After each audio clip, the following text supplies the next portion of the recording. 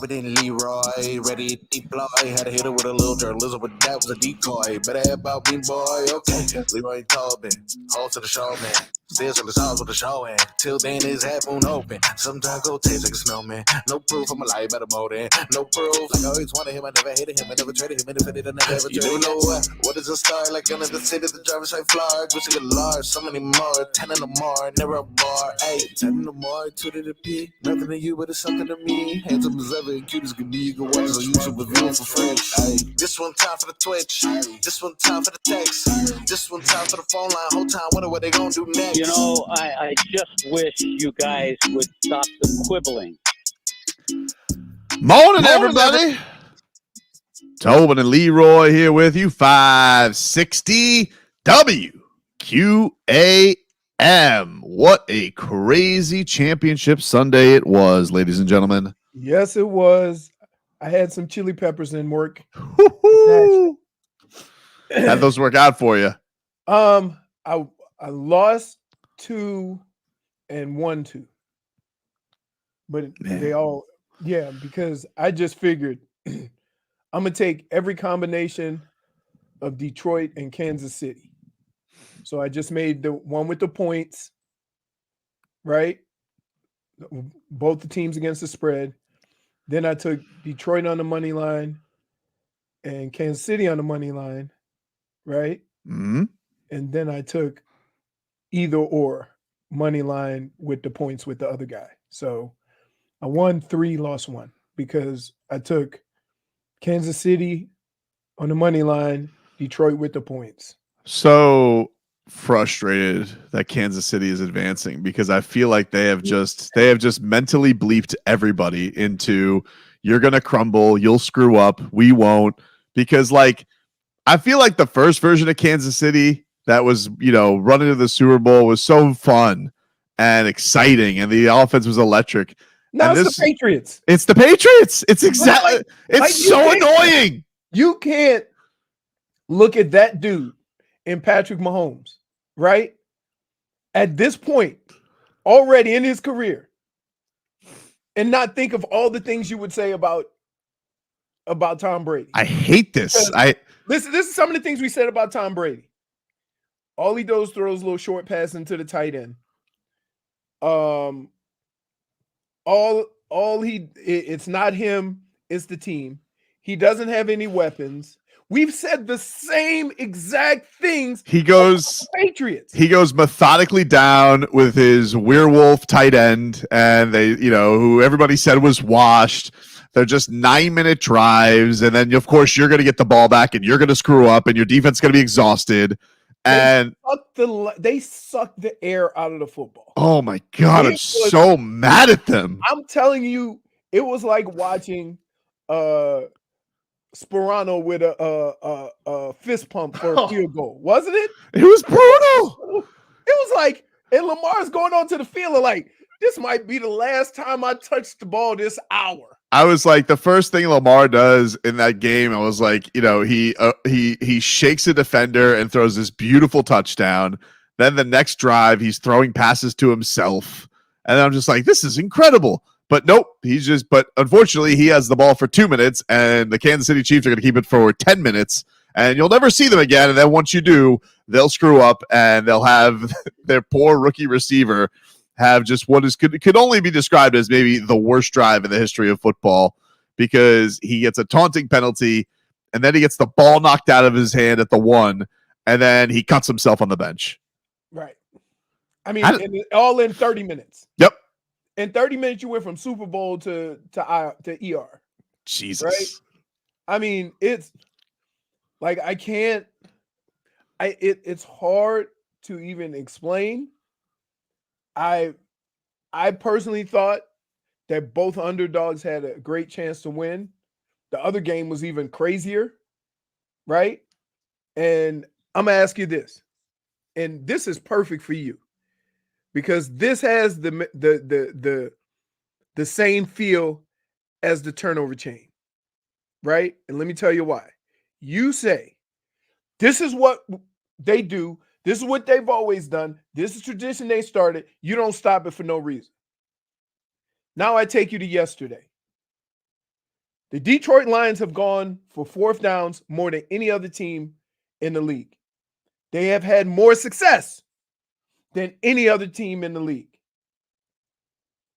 Now we look at the total of the game and think of those two 45-yard field goals that weren't even attempted. And you say, if they kicked those field goals, they would have won. Now we're doing revisionist history, but are you okay with a team being who they've been all year? Or do you take the situation after the fact and play it out there and unmute yourself? Totally. Well, I was fixing something. Marcos told me to fix something. Oh my God, you mute yourself once a day, three times a day. You're a professional, damn it. I was fixing it for Marcos. He yelled at me. Okay. Yeah. Very violent producer. There. He looks like he was yelling.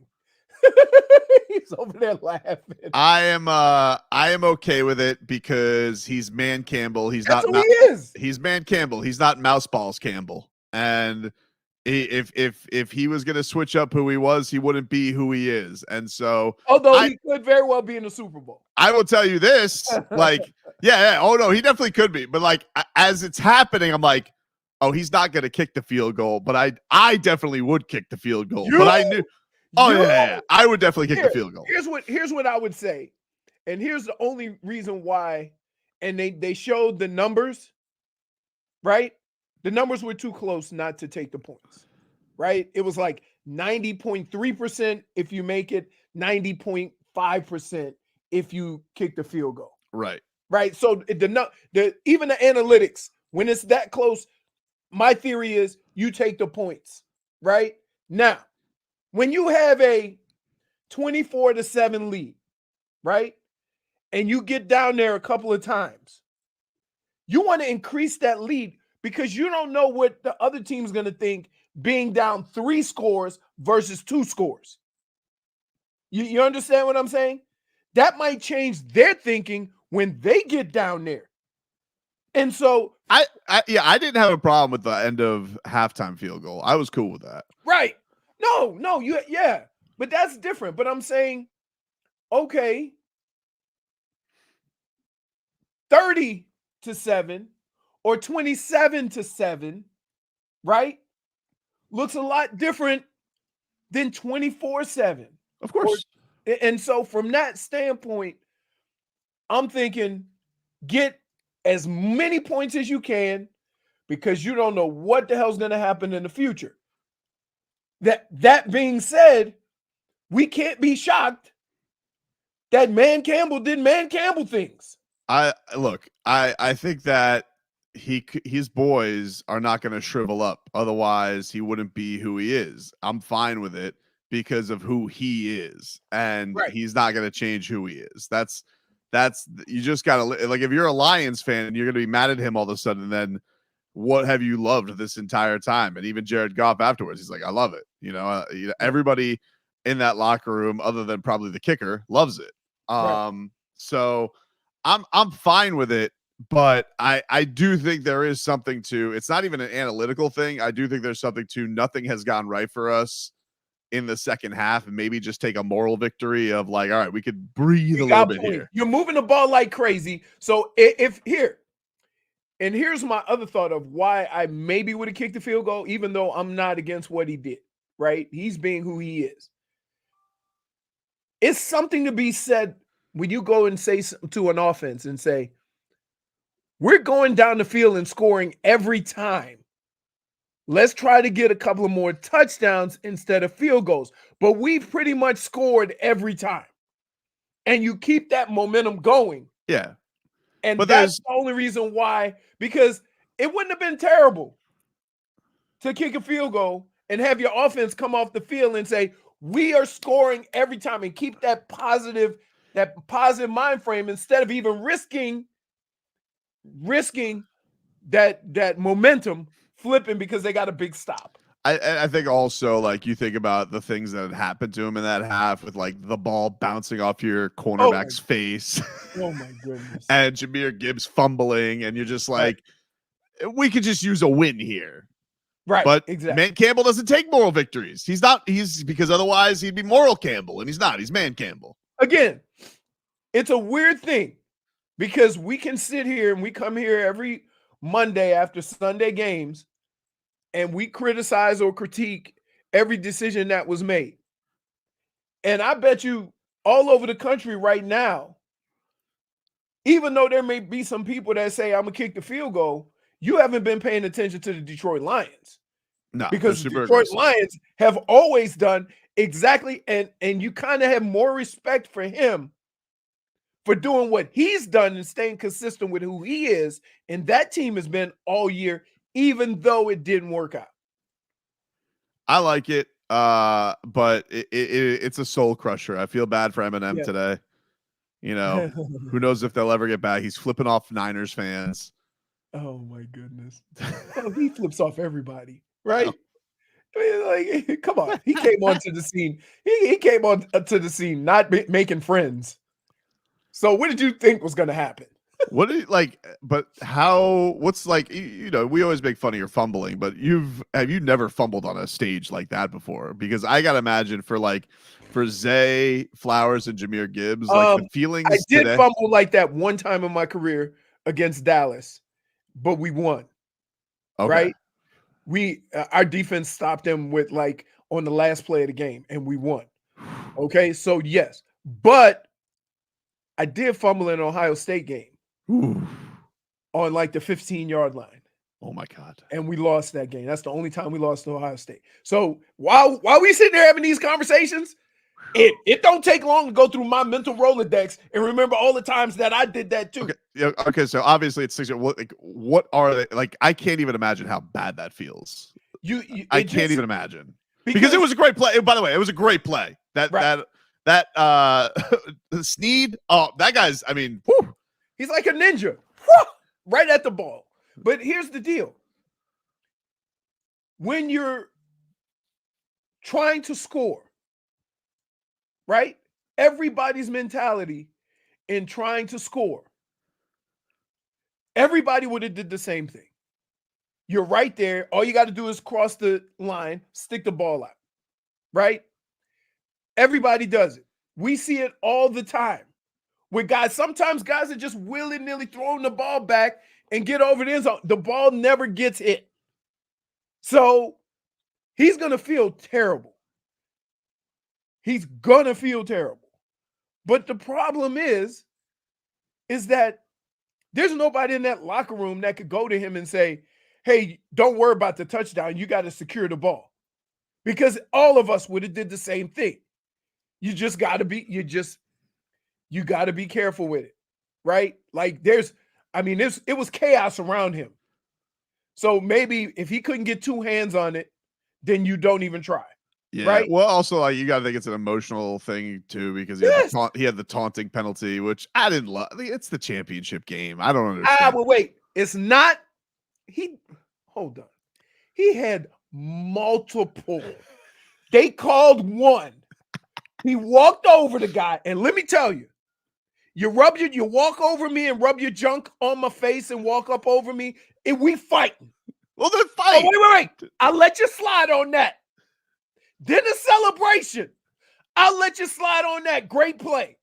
But you can't then spin the ball and do ice warmers over the guy too, right? You can't do all of them. I understand the situation, but he went through the Rolodex of celebrations and hit 3. Do you like that, now, Marcos? At some point, somebody's got to say, too much, dude. Right? So that's what that penalty was. They called the penalty on 1. They could have gave him 3 taunting penalties on the same play. Having fun, baby. You got to get, okay, fun stops at 1 celebration. Right? Oh, my goodness. I'm like, he's still celebrating over this guy. Right? Pushed him down, flexed, then dropped the ball on him. Only thing that was left was who was the Dolphin who mimed pooping a football one time? I'm like, yeah, too much, right? Like I'm sitting there watching, like, don't do nothing else. No, you can't spin it. Like here he comes.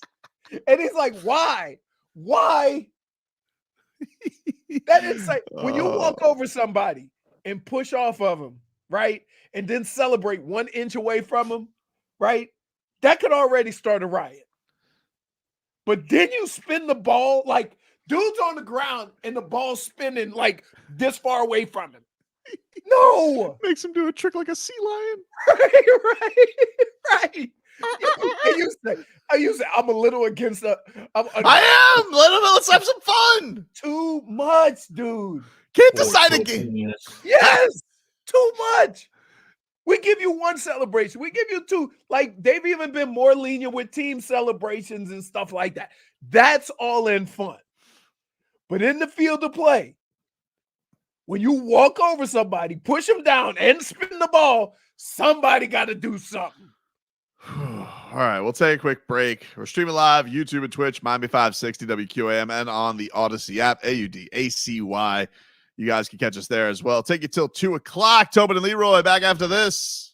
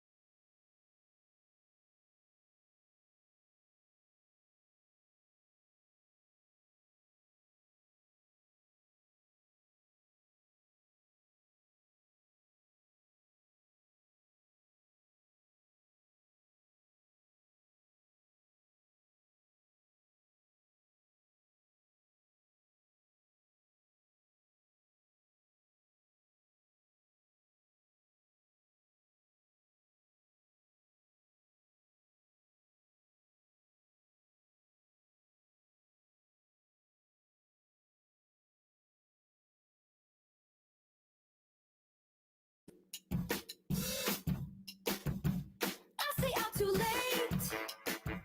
Got nothing in my brain. All right. Welcome back, everybody. Tobin and Leroy here with you. 560 WQAM. Take you up until 2 here on the program. Your Super Bowl is set. I guess we got to throw those conspiracy theories out the window, huh? That was only you, jackass. I swear to God, it wasn't me. Everybody, dude, I was a lot of people. I was at my in-laws yesterday. My brother-in-law, I call him the spoiler because for whatever reason, my father-in-law refuses to get like channel. Well, I guess here it's 12, but it refuses to get CBS. Like they have to. Why? I'm like, you're the first person I've ever met that has to pirate broadcast. And I was like, it was not you working. had to watch like delay and glitches. I'm sure I was like 3 minutes behind whatever was really happening, and it was buffering all the time. All you had to do was you can't put, because this is what I did. I can get DirecTV on my Dude, he doesn't have anything except this lunacy Piratesville. But even my brother-in-law, who I call the spoiler because he spoiled the Dallas win for me.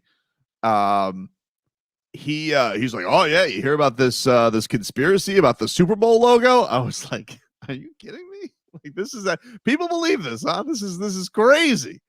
But I guess only half right because the Niners, it was supposed to be Niners Ravens, it's Niners Chiefs because not even conspiracies could stop the Chiefs. It's dude, I'm telling you, It's they're listen. And while we sitting here messing around, Andy Reid ain't that far behind Belichick. I think he's past Belichick. No, I'm talking about wins. Oh, I'm just saying, like, like he's gone to the Super Bowl with 2 different teams. He's been to the Super Bowl a gazillion times now. Like, I don't know. I think that's not that far behind. Like, obviously, Mahomes. People are saying, "Oh, is he going to catch? He might catch Brady." I don't know. I mean, he's obviously at the right age to do it, but 7 Super Bowls is a lot of Super Bowls. Well, and keep in mind, Brady won his last one, and we was 40. I know it's Patrick a long. Mahomes isn't 30 yet. It's a long time. It's a long time. But Andy Reid catching Belichick. But that's not crazy. Here's the kicker though. Belichick lasted for that whole stretch. Andy Reid won't be the coach when Patrick Mahomes, if he plays when he's 40. Why would he leave? Why? Why would he leave? Because he'll be 80. Who cares? Oh, what's he gonna do? Dude, why do you think Father Time is a friend? Give him some chicken nuggies. Says he's all right. As long as wait. So you're saying a guy who said this line, let's hear that again, this time with the nuggies. That guy is going to be healthy enough to coach in 13 years. What I really want to know is how do Travis Kelce and Mahomes keep filming these commercials? There's new ones every week. Are they even preparing for the games? Are they just going straight to State Farm? It almost seems like they get together before the game and say, "You got to have a big day." Yeah, that new commercial comes out. We don't want to be frauds, right? And then all of a sudden he has 10 catches. It's just nothing but Mahomes and Kelce. And what was the thing he did? What did Kelce advertise yesterday where he was frozen in time? I was like, wait, what just happened? He has another commercial? They are the new Brady's. I mean, not the Brady's, Mannings. They're all over the place. Everything. And we're going to just get more of them. They're going to be saying, cut that meat. That's right. Hey, so local news. The Browns have hired Dorsey as offensive coordinator. Oh. Yeah. How about that? Goosies. Happy that he's landed on his feet. Who was your offensive coordinator? I don't even remember. Does Stefanski call the plays? Stefanski calls the plays. Oh, okay. They fired the running backs coach. They fired 3 guys, but only 2 of them. One of them, they just didn't renew his contract. Oh, okay.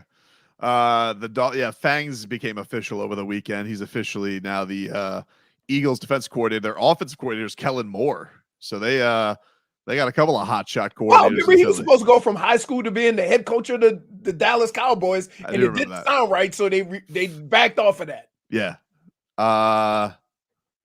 Wait, no, that was I know who you're talking about. You're talking about McCown. McCown. Yeah, There he is. McCown was going to McCown. become head coach of the Texans.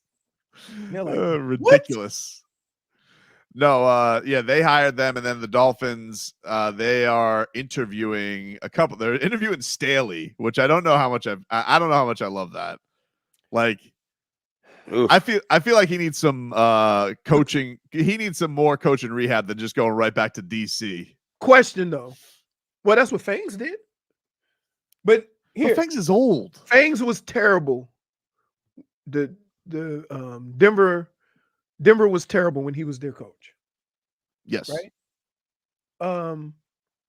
But that doesn't mean he was still one of the most sought after defensive coordinators. But I think the thing that people would say with Fangs is that defense was really great. He had terrible quarterbacks. With Brandon Staley, he allegedly has a good quarterback. Their defense was awful. He's a defensive coordinator. They were terrible. Terrible. They were terrible. But maybe it's focusing on those two. I'm just saying that one of the reasons why he got the job is he's a great defense coordinator. Right. Right.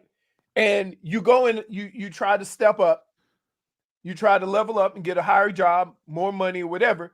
It doesn't work out. It doesn't mean that you still wasn't the reason why you got that job. You can't do that anymore.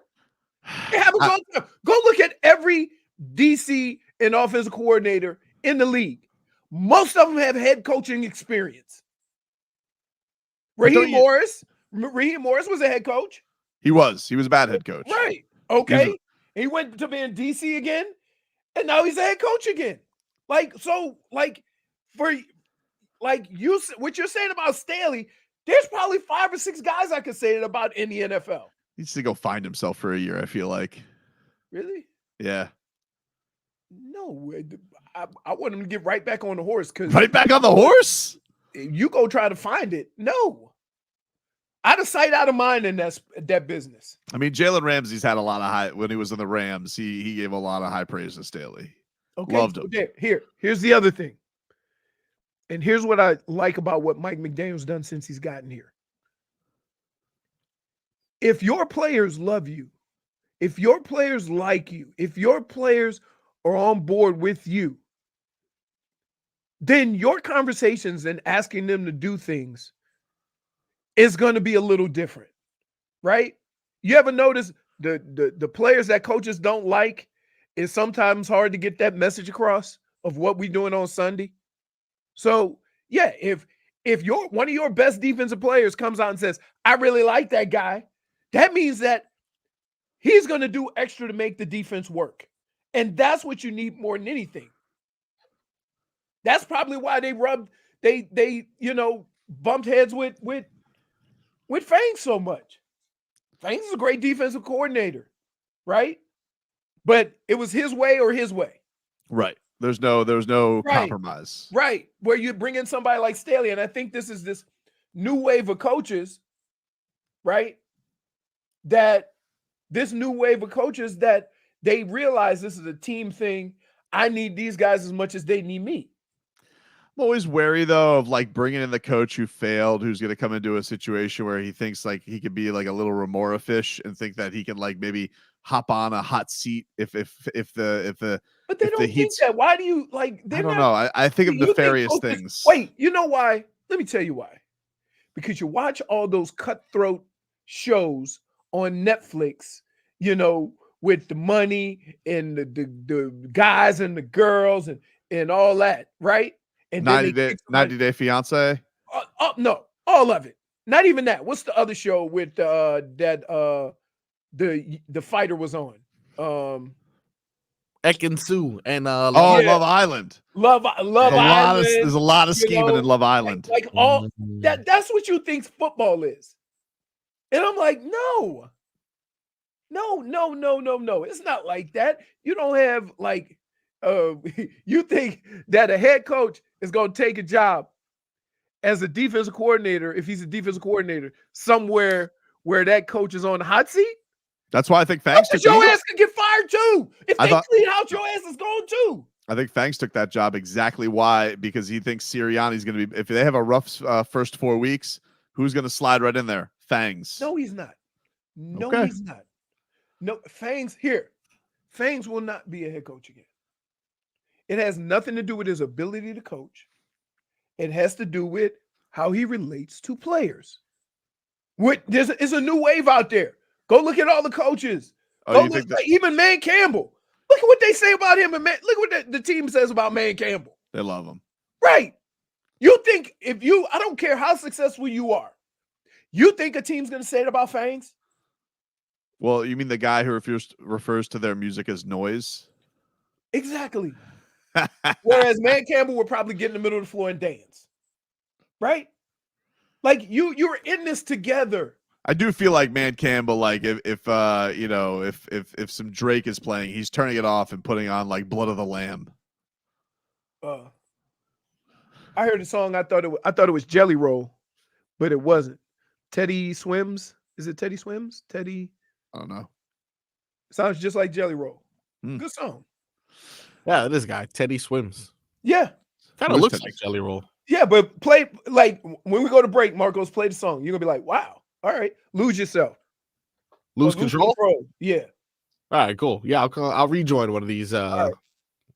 Yeah, that sounds good. Take a quick break. And then I was thinking about Tobin riding in his car singing that.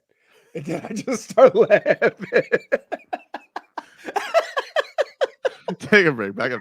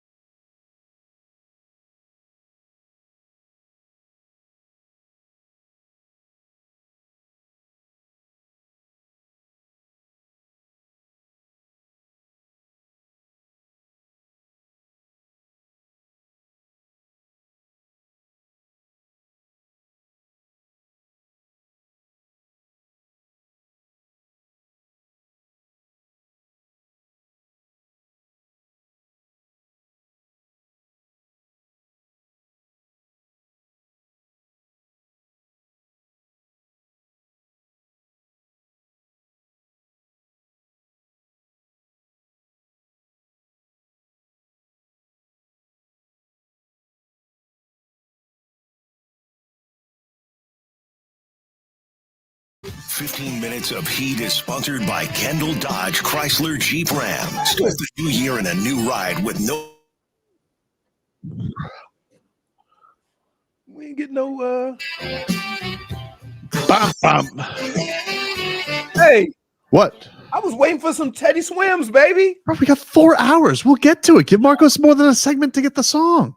Oh, the song's in there, but we got to follow the rundown. He sends out a nice rundown. He even What? modified this one. How long we been doing the show? Yeah. How For long have you, we been doing the show years. together?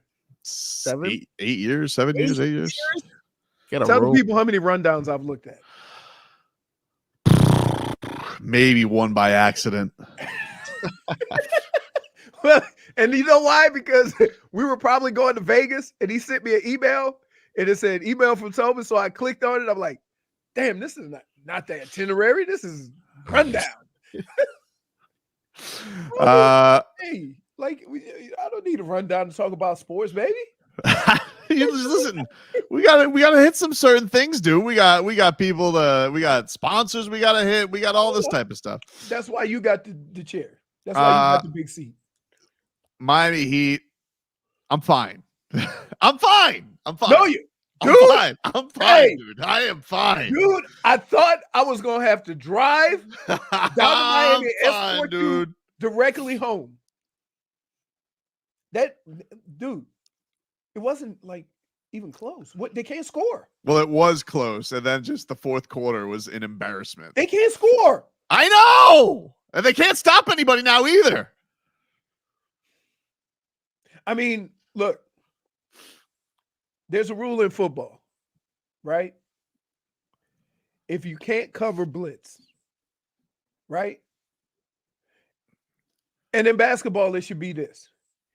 If you can't guard a chair, then chuck it up. Run and gun. Try to out until you figure it out. Leroy, have you seen this team on the fast break? It's like watching baby giraffes learn how to walk. It's like I mean they'll mess up the simplest stuff right now. Bam under the rim under the rim on Saturday afternoon. He's getting his cookies taken by mother bleeping Precious Achua, who always kicks our ass. Wait, Always kicks our ass. he still play basketball? Yeah. I'm sorry. He's been a lot more productive than Winslow. Oh But yeah. I put him in the same category because they both kind of have similar games, but Precious been playing. Precious will, like, every time he plays the Heat, he's got like 15 rebounds, 3 steals, 2 blocks. Rest of the season, he never does anything. But when he faces Spo, pisses him off, dude. And he gives the Heat a little something. It's really, really annoying. So here's the deal. I mean, no. Let's go back. Let's get back to you. okay. Because I'm fine. We all had concerns. For lying. Yeah, we all had concerns about our guy. And like, Were you crying? And then I got the text. We had to go into like support mode because I got the text, guys, he's not okay. And I don't know what. And I'm like, I mean, there's a fine line. Look, most people that do local radio are fans of the local teams. Yep. Right? Tobin will go and he covers the Heat. He's done the pregame show. He's kind of a part of that thing. Yeah, I'm a chameleon. But first and foremost, dude is a fan. He's been a fan his whole life, right? Yep. And so I can't imagine you sitting there watching these games and trying to be a professional when the fandom in you is like somebody's taking a weed eater to your guts. Well, thankfully, Saturday was not here. It was at the Mecca, which, if you want to know what's not good for my health, blowout losses back-to-back games to the Celtics and Knicks. Not great. But to paint, my son was having his birthday party, but it wasn't really a party. It was kind of just like a sleepover hangout. That's all he wanted. He didn't want to go anywhere. Yeah, he's at that age where he's just at that age. So they were having Nerf wars. Wife and her friends are watching the kids. So I am alone in my bedroom watching Heat Knicks. And I'm just like, you could probably just hear from the bedroom, no! Because Jalen Brunson just kept giving it to us so badly. It didn't matter. That dude is so good. It doesn't matter what you throw at him. He's just at that, annoying little floaters, beautiful jumpers over Jimmy or Caleb. I mean, forget it. If you put Rozier on him, turnstile McGee. You want to know this listen, this dude, Eric Spoelstra. Hold on. What? Be careful with What do your you next mean? words, because you have a tendency to put your foot in it, and I know you're upset. I know your team's not doing well. Be careful with your next words. I just want to be clear with this. Okay. Obviously, he is one of the greatest coaches of all time. No. He's also no. You get ready to say no disrespect. No disrespect, Marcos. I'm not disrespected, but this dude sold me a bill of goods when Terry Rozier got here. He's like, oh, well, I always thought of him first and foremost as a defender. Yes, Spo, here's the thing, though, dude. You want to know what 5 years in Charlotte does to you? Makes you forget a few fundamentals, I think, because this dude hasn't stayed in front of anybody for 3 straight games. I mean, I have watched guard after guard blow by him, and I don't know if you know this, we already have a problem with that with old 14 next to him. So it's like the floodgates are open at the point of attack for the Miami Heat. Rough. First and foremost, he's a defender. Okay, dude. Well, just to be clear, I haven't mistaken him for Gary Payton to start his Heat career. Maybe they'll turn around, but not yet. You rats off a ship on Scary Terry already? The rats off a ship we were just lied to. They're like, oh, hey, he's been at these stages before. It's like, yeah, well, how long does it take to get the Hornets off him? Like when does the Hornet? He carry around Hornet like he's got that Hornets on him, dude. Like COVID. Yeah, dude. Terry Rozier got that Hornets on him, and I don't know how to get it off. He needs an elixir. No, he need to go get that shot. He need his boost. He needed his booster. Yeah, dude. He needs his own disease, Zovid-19. Just get him in a room with Alonzo Mourning so he can learn some Heat culture fast. Enough of this. And Jimmy Butler, Jimmy Butler. How about Jimmy Butler? His whole entourage on Twitter lighting up the Heat. That's great because Jimmy gives us one little flashback to Jim VP at like the end of the third quarter. He's incredible, can't be stopped, and it only made me more angry because I'm like, well, where the hell's that been? Most unstoppable guy on the court, killing him. No, he's flexing, he's getting to the rim. I'm like, where the hell have you been, dude? Takes 20 shots. And I'm hearing from it, oh, well, because he doesn't have the ball in his hand. He's Jimmy Butler. Take the ball.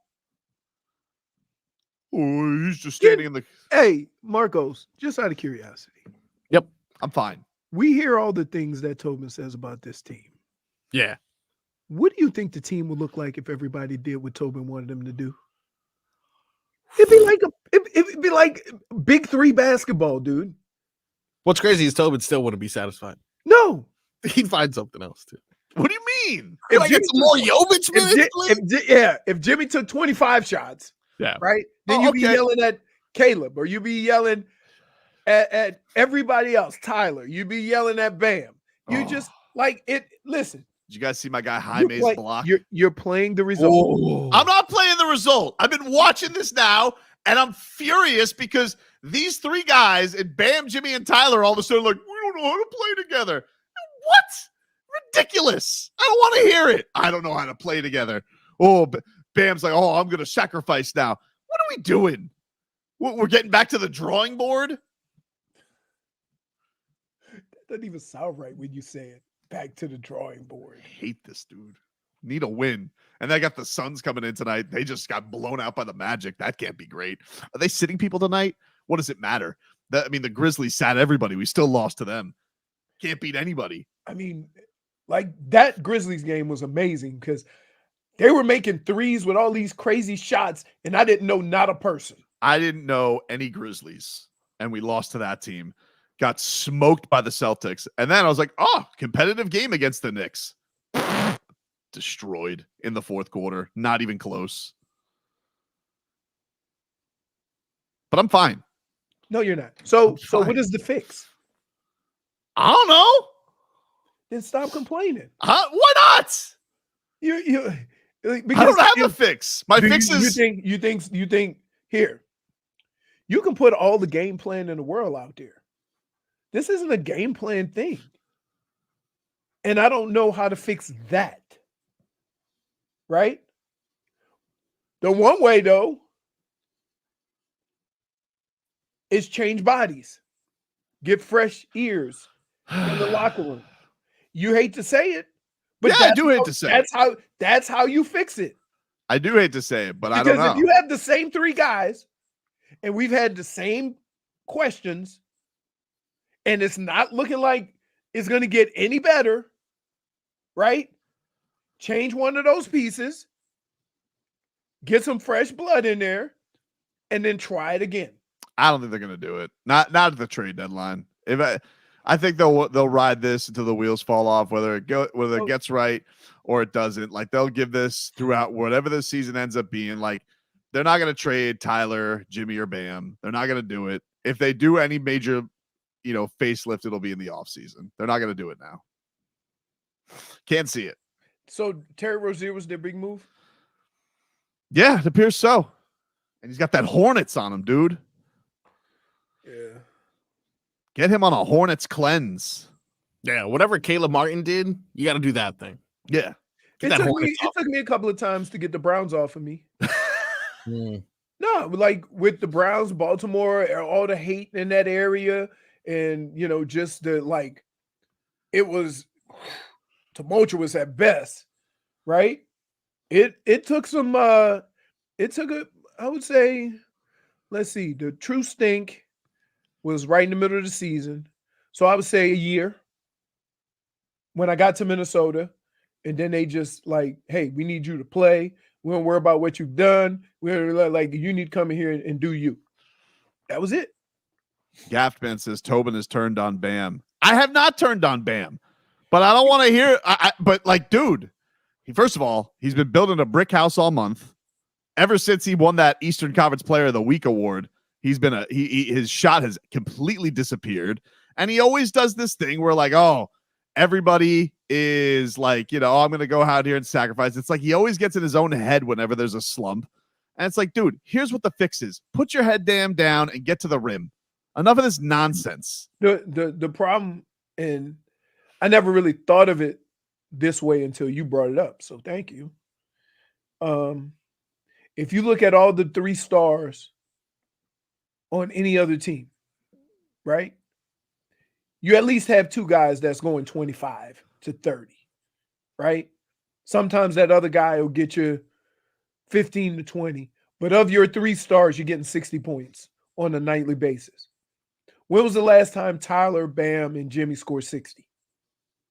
60? Oh, together? Together. I'd have to look. Right. So go look at all the other teams. They might have done it this past. They probably did it this past game because Jimmy had 29. He looked good, but Tyler put some window dressing at the end because he was a torpedo the most of that game. Once it was out of the way, he put a 3 on there, put some lipstick on a pig. You know what I'm saying, though. I know what you're saying. No, most teams that have the 3 players, their 3 top guys, don't have this problem. So that's what needs to be fixed. You guys need to go out and start being more aggressive because the team's relying on you 3 for the scoring, right? But you can't be paying 40, 30, and whatever to 3 guys, and you can't even get 60 points out of them on a nightly basis. Dolphin Kane says Bam's afraid of other bigs, always has been, always will be. See, here's the thing, Dolphin Kane. That's not true. These games, what's actually frustrating about it is hey, they have a game where their starting center's out and their backup center, Hartenstein, is playing with limping. Limping. Why aren't you feeding that guy all the time? No, they don't even have a big. That's the thing that's frustrating about it. The Jaren Jackson game, those guys are great defenders. They're going up against each other. I get it, but Whew. And look, it's still Heat in 5. Like they're gonna come. They're gonna pull through. They're gonna pull through. They're gonna pull through. Hey, now -1. Why? For lying to itself. No, I'm not lying to myself. -1. I'm gonna go there tonight. No. I'm gonna. Whoa. We've done this show now for almost an hour. Yep. There is nothing that has come out of your mouth that would suggest Heat in 5. They're gonna fix it. They're gonna fix it. Oh, okay. There you go. They're gonna fix it. If they lose tonight and they have their longest losing streak since the 15-win season, I don't know how I'll feel. But they're gonna go there tonight. I'll be boots on the ground. Suns in town. They just lost. They got killed by the Magic. They got to give the business to KD, Devin Booker, and that guard I can't speak of. And, you know, we're going to turn things around. But it's not getting turned around without our stars doing it. It can't happen without Bam, Jimmy, and Tyler. Between the three of those guys, between KD, Beal, and Booker, they'll score at least 60. Booker had 44 by himself last night. That's what I'm saying. Not good enough. That's what I'm saying. So they got two guys could go over 40. That didn't even count Bill, who used to do it too. Right? Who's your guys? Who you understand what you're competing against. You're competing against three dudes that can end up with 70, 80 points. And you haven't scored over 60 but once in a month. Dade South says the thing Tobin and Egypt have in common: denial. That was a cheesy one, but funny. that's a dad joke of the day, because that was horrible, but funny. Take a quick break. Howard Tua. We got some Dolphins beef. That's next. Previously on Tobin and Leroy. Appreciate you. Thanks for believing in me, man. Always, Bam. Listen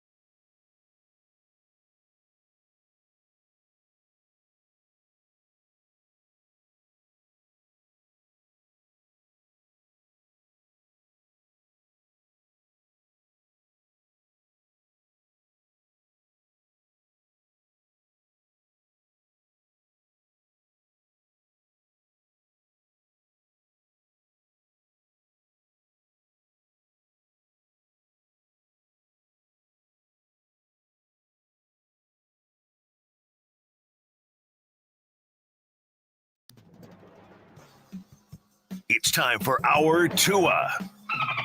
It's our Tua. It's our Tua. It's our Tua. Tua, Tua, Tua. Tongue of Iloa. Not Tua Tagovailoa. A for effort. Dolphins quarterback. Tua. It's our Tua. It's our Tua. Tua. Tua, Tua, Tua. Tua, Tua, Tua. Can go to hell. Tua Tagovailoa. Dolphins quarterback. Daddy loves you guys. Our Tua with Tobin and Leroy. Check the history of food. Hour two of the program, ladies and gentlemen. Tobin and Leroy here with you. 560 WQAM. To Lamar Jackson. Samesies, dude. Samesies. I saw that. Saw that little texty text there. They are samesies, though, Marcos. Everybody is just bowing to the throne of Patrick Mahomes right now. Just the facts of it, dude. One of them has 2 playoff wins. Hey, we've done this before. What? Just like he earned it, man. You just go ahead on and bow your head to the king. He's the king right now. You can't do nothing about it. Now, let's say this, okay? I will say this for all you dumbasses out there who think Tua isn't the guy, right? There's a lot of quarterbacks who you think are the guy that haven't had any success either. So don't get caught up in the, oh, we can just get another quarterback game. That's not true. Because guess what? Josh Allen may never win a Super Bowl. I don't think anybody's going to win a Super Bowl with this guy in Kansas City. He's hogging them. Lamar Jackson getting ready to win the second MVP. What are we going to say about him now? Right? On clearly what some would have classified as one of the best teams. That team was amazing. I can't believe they lost. I can't That's believe football, they lost. dude. I can't Do believe you they understand lost. who you're talking to? I can't believe they lost. I felt the same way. I felt like Baltimore. Like, let's just get our stuff ready to go to the Super Bowl. Until we weren't. Yeah. But It's sports. Just look, we take so much of this and base it off of winning and losing, of winning a championship or whatever. But there's only one team can win a championship. So then we try to justify having our quarterback or getting rid of our quarterback because, oh, he can't even do this. He can't even do that. He can't even do it. Okay, as great as Lamar Jackson is, as great as he is, he has 2 more playoff wins than Tua. Just chew on that for a second. It's hard. It's hard to do. The same nonsense we're saying about Tua, they said about Drew Brees until they didn't. One He could only say has 1 Super Bowl. One could say, Marcos, I mean, there's more shame in losing at home as the perennial favorite to Patrick Mahomes than there is Tua, who lost in frigid temperatures. Now, he did have a hand in why they were playing on the road. Also know what that's like. But it's a worse look to lose as the 1 seed in your building than it is to lose as the road team in Kansas City. I'm just saying, Marcos. One can say that. Marcos, he keeps reminding me, you know, all these things you're saying right now, that was me. Except I wasn't a 3-point favorite, 11-point favorite. Yeesh. Right. So thank you for bringing that up. I apologize. But I'm just saying, like, my point is merely this, is that I don't think people understand how hard it is and how lucky you have to be and how everything has to go your way, regardless of how good a football team you have. Right? Because now we're talking about San Francisco, and to be honest with you, they were 2 plays away from getting boat raced. oh my God. I know. It's like Brock Purdy got a touchdown off a dude's face. Right. It's crazy. So while we sitting here having all these conversations, okay, of what to do on the defensive side of the Dolphins, is Tua the guy or not? Go look around the league, because all the people that think Tua is or isn't the guy, right? Go look at all the quarterbacks you think are the guy. Put them all together, and only one of them has championships. There's only one guy right now. There's only 2 quarterbacks in the league that's won championships the last 5 years, right? So Patrick Mahomes, no, wait, let me take that back. Right. Yeah, Patrick Mahomes and Tom Stafford. Brady won 1. Stafford, Patrick Mahomes won 2. Are there any other active quarterbacks with Super Bowls right now? No. Chad Henne retired? Yeah, I believe he did. Saw a lot of things yesterday that my quarterback couldn't do. Just saying. You understand, but still. What did you see that your quarterback couldn't do? Quarterback can't do it doesn't mean you can't win unless you have that quarterback. That's what everybody's getting caught up in. Your quarterback couldn't throw into triple coverage in the end zone? No. That was so stupid. So dumb. But my quarterback can't throw a pass to himself for a first down and catch it. You know, interception. What the hell is that? What do you mean? Right up in the air, and everybody did like Mardi Gras. You know, and then Lamar ran and took it. Never seen Tua do that. I'm tired of this Chris Jones putting his paw all over the place. Oh my goodness, he's yeah, guys. I mean, or think about this. You also don't have a quarterback that slips as many sacks as Lamar did, or Patrick Mahomes, or okay, great. That doesn't mean you win or lose with those types of quarterbacks. Brock Purdy, 51 yards rushing, key conversion late in the game. By the way, that was a great run. Wait. That was a great run. By the way, Purdy got some wheels on him. I'm telling you. Yeah, like he caught off guard there. Like, who the hell is this guy? Would you? I mean, I'm surprised you haven't used it. You haven't say is it sneaky? Was it? Were you caught off guard? Sneaky, sneaky speed. But intangibles. So while we sitting here having all these discussions about we need a quarterback like that, look at who's winning. Oh, I'm so annoyed. Right? I was rooting for Lamar Jackson. I really wanted the Ravens to win. Matthew Stafford, how many times does he elude the rush? Not right. And look, if you think Tua ain't the guy, I'm not trying to change your mind on that. But I am trying to change your mind on this. The guys that you think are the guy, the guys who you say, the Josh Allens, the Lamar Jacksons, right? Who you say, oh, I want a guy who can do that. They ain't winning either. So what's your point? I want a Brock Purdy. The object is to win. What does that mean? Like I want a Brock Purdy, dude. He looked at you know what? Down in the face and came back. Let me explain this. No, he said it. I got this, Tobin. Let me ask Marcos. Yeah. So when I go to the store to get this Brock Purdy, it comes in the box, right? Should be the last one left on the shelf. Okay, tell me what the accessories are. Is it Deebo Samuel, Christian McCaffrey, the tight end, and that defense? Does that all come in, or is it sold separately? Sold separately for sure. Okay, then no, I don't want it. All he comes with is a wheelbarrow. I don't want it because it's gonna cost me $7 million for a toy. I don't want it. Marcos, he stared 17 points in the face, and he says, "You know how I beat this? Throwing it into the defender's face." Yes, literally into his face. Bounce it off the backboard, dude. And guess what? Is it possible that sometimes things just go your way? You had no business winning that game. Yeah, well, right? I mean, there were a couple dumb. What do you think? What do you think Man Campbell's tears were like last night when he's alone with Mrs. Campbell? Do you think he's little spoon last night? Oh my goodness! It's okay. It's okay, honey. You think? Well, you think he's got somebody doing the Joel Embiid to him? Oh yeah. Oh, he looks like an ugly crier, dude. It's okay. You never kick that field goal. You never kick it. You never kick so you think it's like Mrs. Campbell is saying, Don't worry about them. You've always gone for it.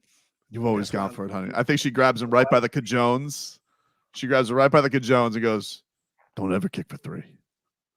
Don't ever do it." Oh my goodness. Look, the Lions got to be thrilled, dude. I know that's got to be the most heartbreaking Did ever. you see how full the stadium was in Detroit? Oh, it's crazy. It was look. I thought the game was there. It was crazy, but it also just like that's to go from no playoff wins to a half away from the Super Bowl. I don't know if that's the most heartbreaking, but it is. It's very painful, but it's still a thrilling season. Now, I say this as somebody who was terrified that the Heat would have blown a 3-0 lead last year to the Celtics. I can't even imagine what that would have felt like because that's basically the football equivalent to that. But at least the Heat, I'm used to the Heat being on the big stage. Like if it was, I don't know, the Hornets and they had a 3-0 lead and blew it. That's kind of what that's like. Well, remember Oklahoma City had a 3-1 lead, blew it, but turnaround's fair play.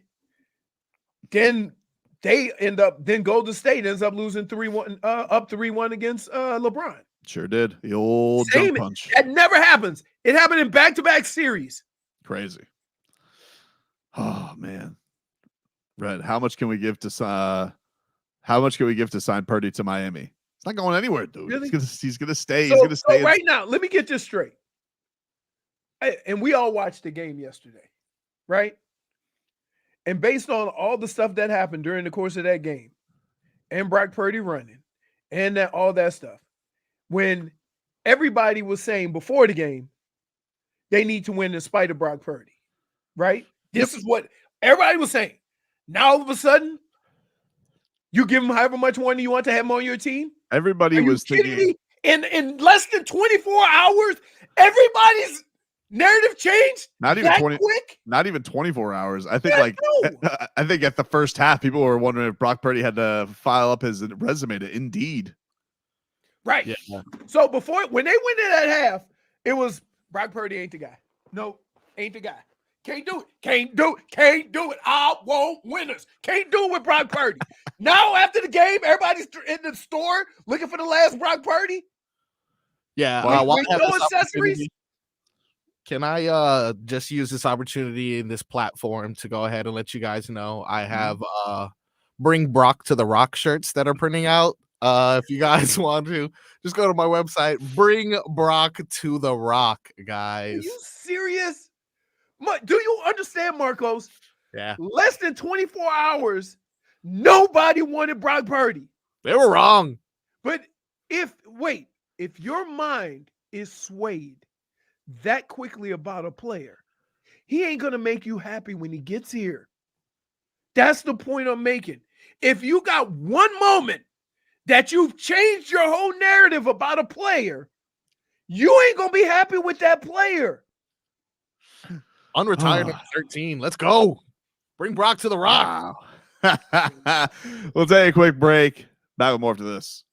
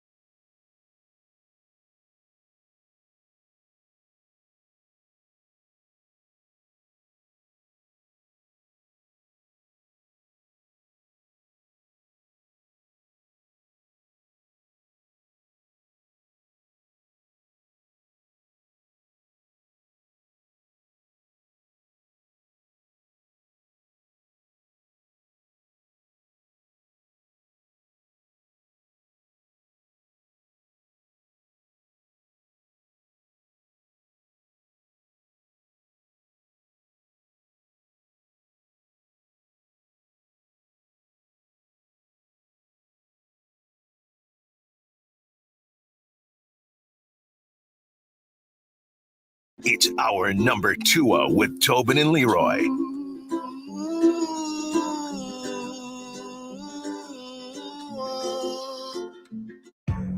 Something's got a hold on me lately, though I don't know myself anymore.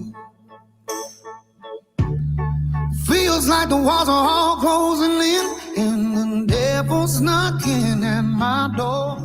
Whoa, out of my mind, how many times did I tell you? Sound just like Jelly Roll. A little bit. Yeah, it's taking A little like Jelly Roll, a little bit like Mitchell Tenpenny. Oh no, here we go. All my bones. Don't you know how to control when you're not next to me? I don't know. I'm not really hearing the Jelly Roll, to be honest with you. What? I'm not really hearing it. Oh, Probably Chris wait. Stapleton. I think you're doing it. Play that song that he does with one of the Chipettes. The who? The who? Yeah, you know what I'm talking about. With Who is this Jelly Roll. guy? What's this guy's name? Wild one. Teddy Wild Swims. Wild ones. Wild one. Teddy Swims? No. Yeah, Teddy Jelly Swims. Roll. Jelly Roll does a song with I've heard that one. yeah. I know that one. She's one of the Chipettes. Right?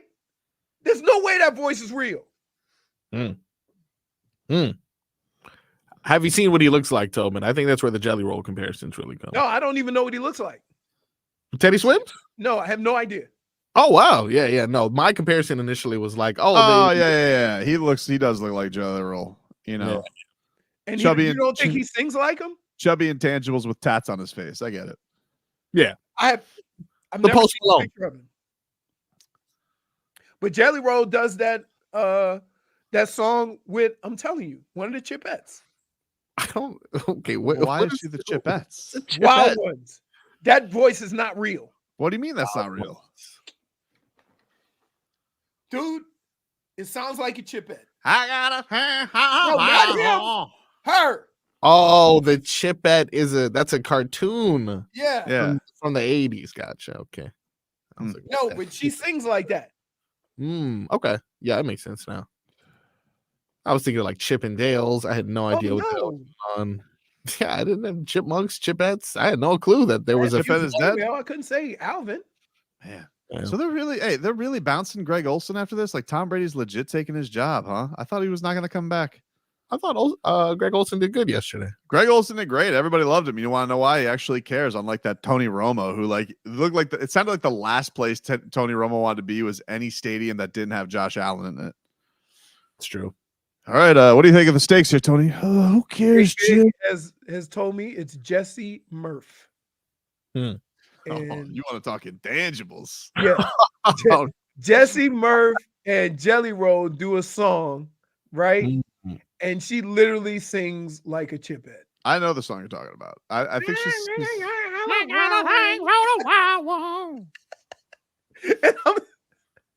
but yeah, I can't believe they're bouncing Greg Olsen like that, huh? Just because of Tom Brady. He just gets whatever job he wants, huh? But they're paying him $35 million a year. Don't even know if he's good at this job. What if he stinks? All right. I got you. Last time with your texts, I got a chance to listen to Harlan and the McCourty twins. Oh, Those guys, they know how to call a game.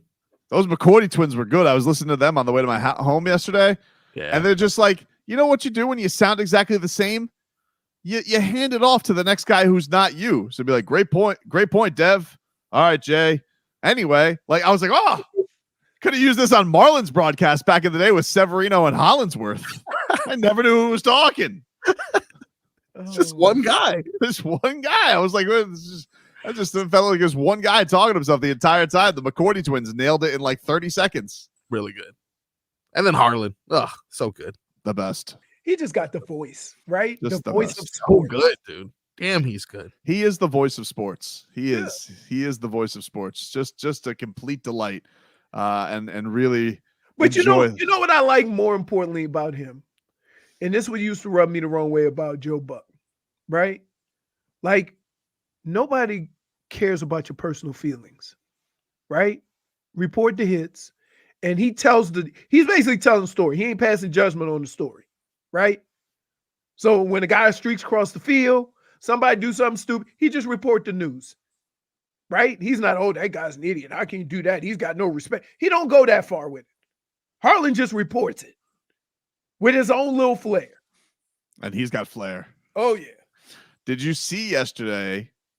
Appears we have some Dolphins teammate Twitter. I don't want to say beef, but there was some shade thrown at one Dolphin to another. So, JFig, if you have these first, you were familiar with Blake Ferguson, the long snapper of the Miami Dolphins? No! Yes. So the long snapper yesterday. I didn't know who the last long snapper was until you took a liking to him. That's hold on. John Denny is a legend. I will not let you besmirch the name of the GOAT. I didn't besmirch it.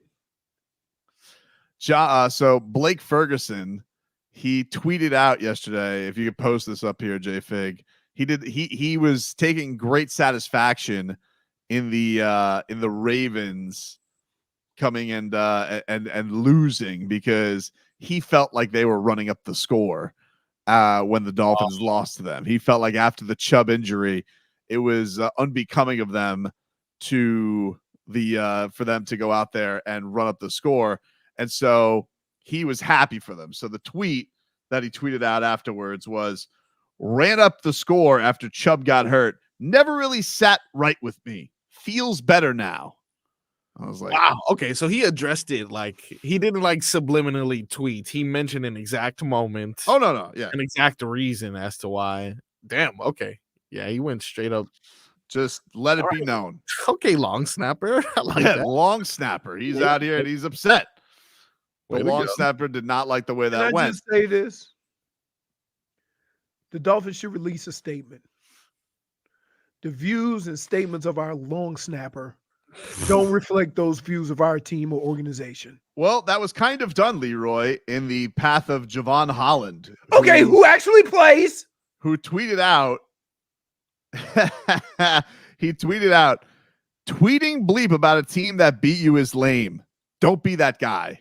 Right. Whoa. So you think he's talking about, you think it's like directly talking about Blakey boy? 100%. He responded to him. 100%. Remember Deshaun Elliott was like, oh, I hope Kansas City throttles them or I hope the Bills throttle them, right? Yeah. After they had just lost to the Chiefs. I'm sure he wasn't pleased about that either. But yes, I remember that. I know what you're referring to when he was out there and he was like, I hope that what did he say? He said, I hope that the Bills beat the Chiefs like they stole something. Yeah, which is a little weird. Wait. So he roots for a divisional opponent. No. Yeah, I thought that was weird too. But no, I was like, hey, I'm the opposite. I hope they both lose. How about that? Yeah. Someone's okay. Never mind. All right. I thought these people responding. So after this was posted, Blake Ferguson deleted the tweet. So he apparently took the message from Jevon Holland and thought, Jevon Holland didn't like that. I better delete the tweet. But here's the thing. The damage is done, my friend. You can't go out there and then delete the tweet when you've already tweeted the tweet. Because 17 people saved it. Done, my friend. 17 people saved it. Yeah. Right. Now, I got one worse for you. Mm-hmm. What about the Detroit Lions defender waving goodbye? Oh, man. That's terrible. That's tough. Man, that's tough. Oh, man. I mean, he had look. He wasn't thinking nothing that we weren't all thinking, that this is about to be a blowout. Yep. That's right. Tough. So going and waving goodbye, but then they were waving goodbye to you. That's not tough. a good day for beefs yesterday. Not gonna lie to you. Not a good day. Not a good day for beefs. Not a good day for beefs. But yeah, like I don't understand. Like you're seriously sitting here being like, good. I'm glad the Ravens got defeated because of how they ran up the score on Chubb, which by the way, let's not forget in that game. I know the Dolphins are, Dolphin fan. I saw some Dolphin fans still upset about this too. The Dolphins, who got their ass kicked that entire game, then started like getting into fisticuffs by the end of that game. Of course, they were going to drop another touchdown on your head. Right? You can't. Yeah. Let me tell you, rule number 1 in sports: if you want them to stop, play nice. If you go in there with fisticuffs, you go in there pushing and shoving, they're gonna score again. Yeah, they're gonna score again. I'm sorry. That's what's gonna happen. Also, you dropped 70 on a team this year. Like, now you did show mercy at the end by not going for the record, but like, come on, we're gonna get the Dolphin fan is really gonna take solace in a team because you felt like they ran the score up. Out of here. It's not John Harbaugh's fault that you guys kept Bradley Chubb out there. Hold on. And okay, when you talk about stuff like that, right? You can't be the long snapper who plays no defense whatsoever. The long snapper. You know what this reminds me of? Remember Peyton Manning commenting about this idiot kicker? Yes. Right, who said something similar to these about somebody else on another team? Right? No. And I'm not taking nothing away from what he does and his importance to what he does on the team. But again, if you're not playing no defense and you're not playing no offense, to sit on the side and comment about what's going on there,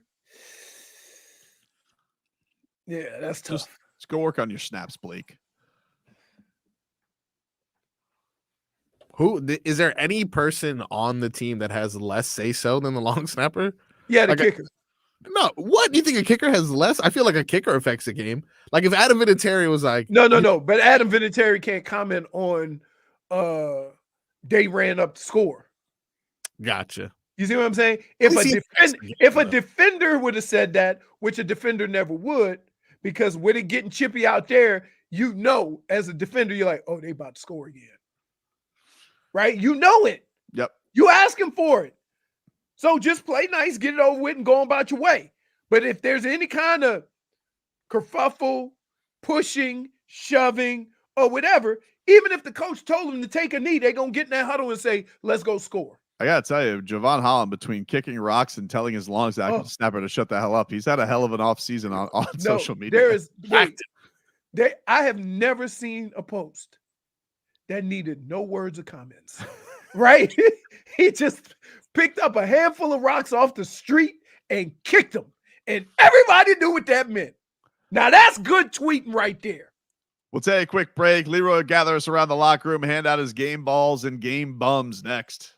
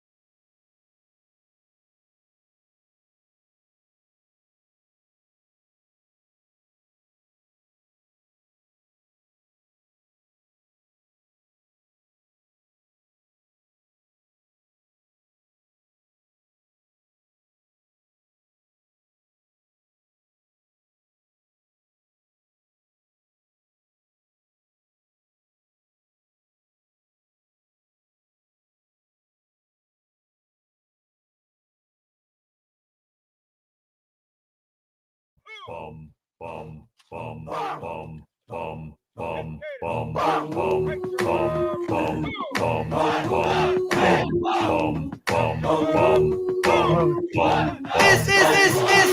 guy's a ball. Hey, real quick, Al Mackey, Jelly Roll has tats on his face. Tobin has tots in his face.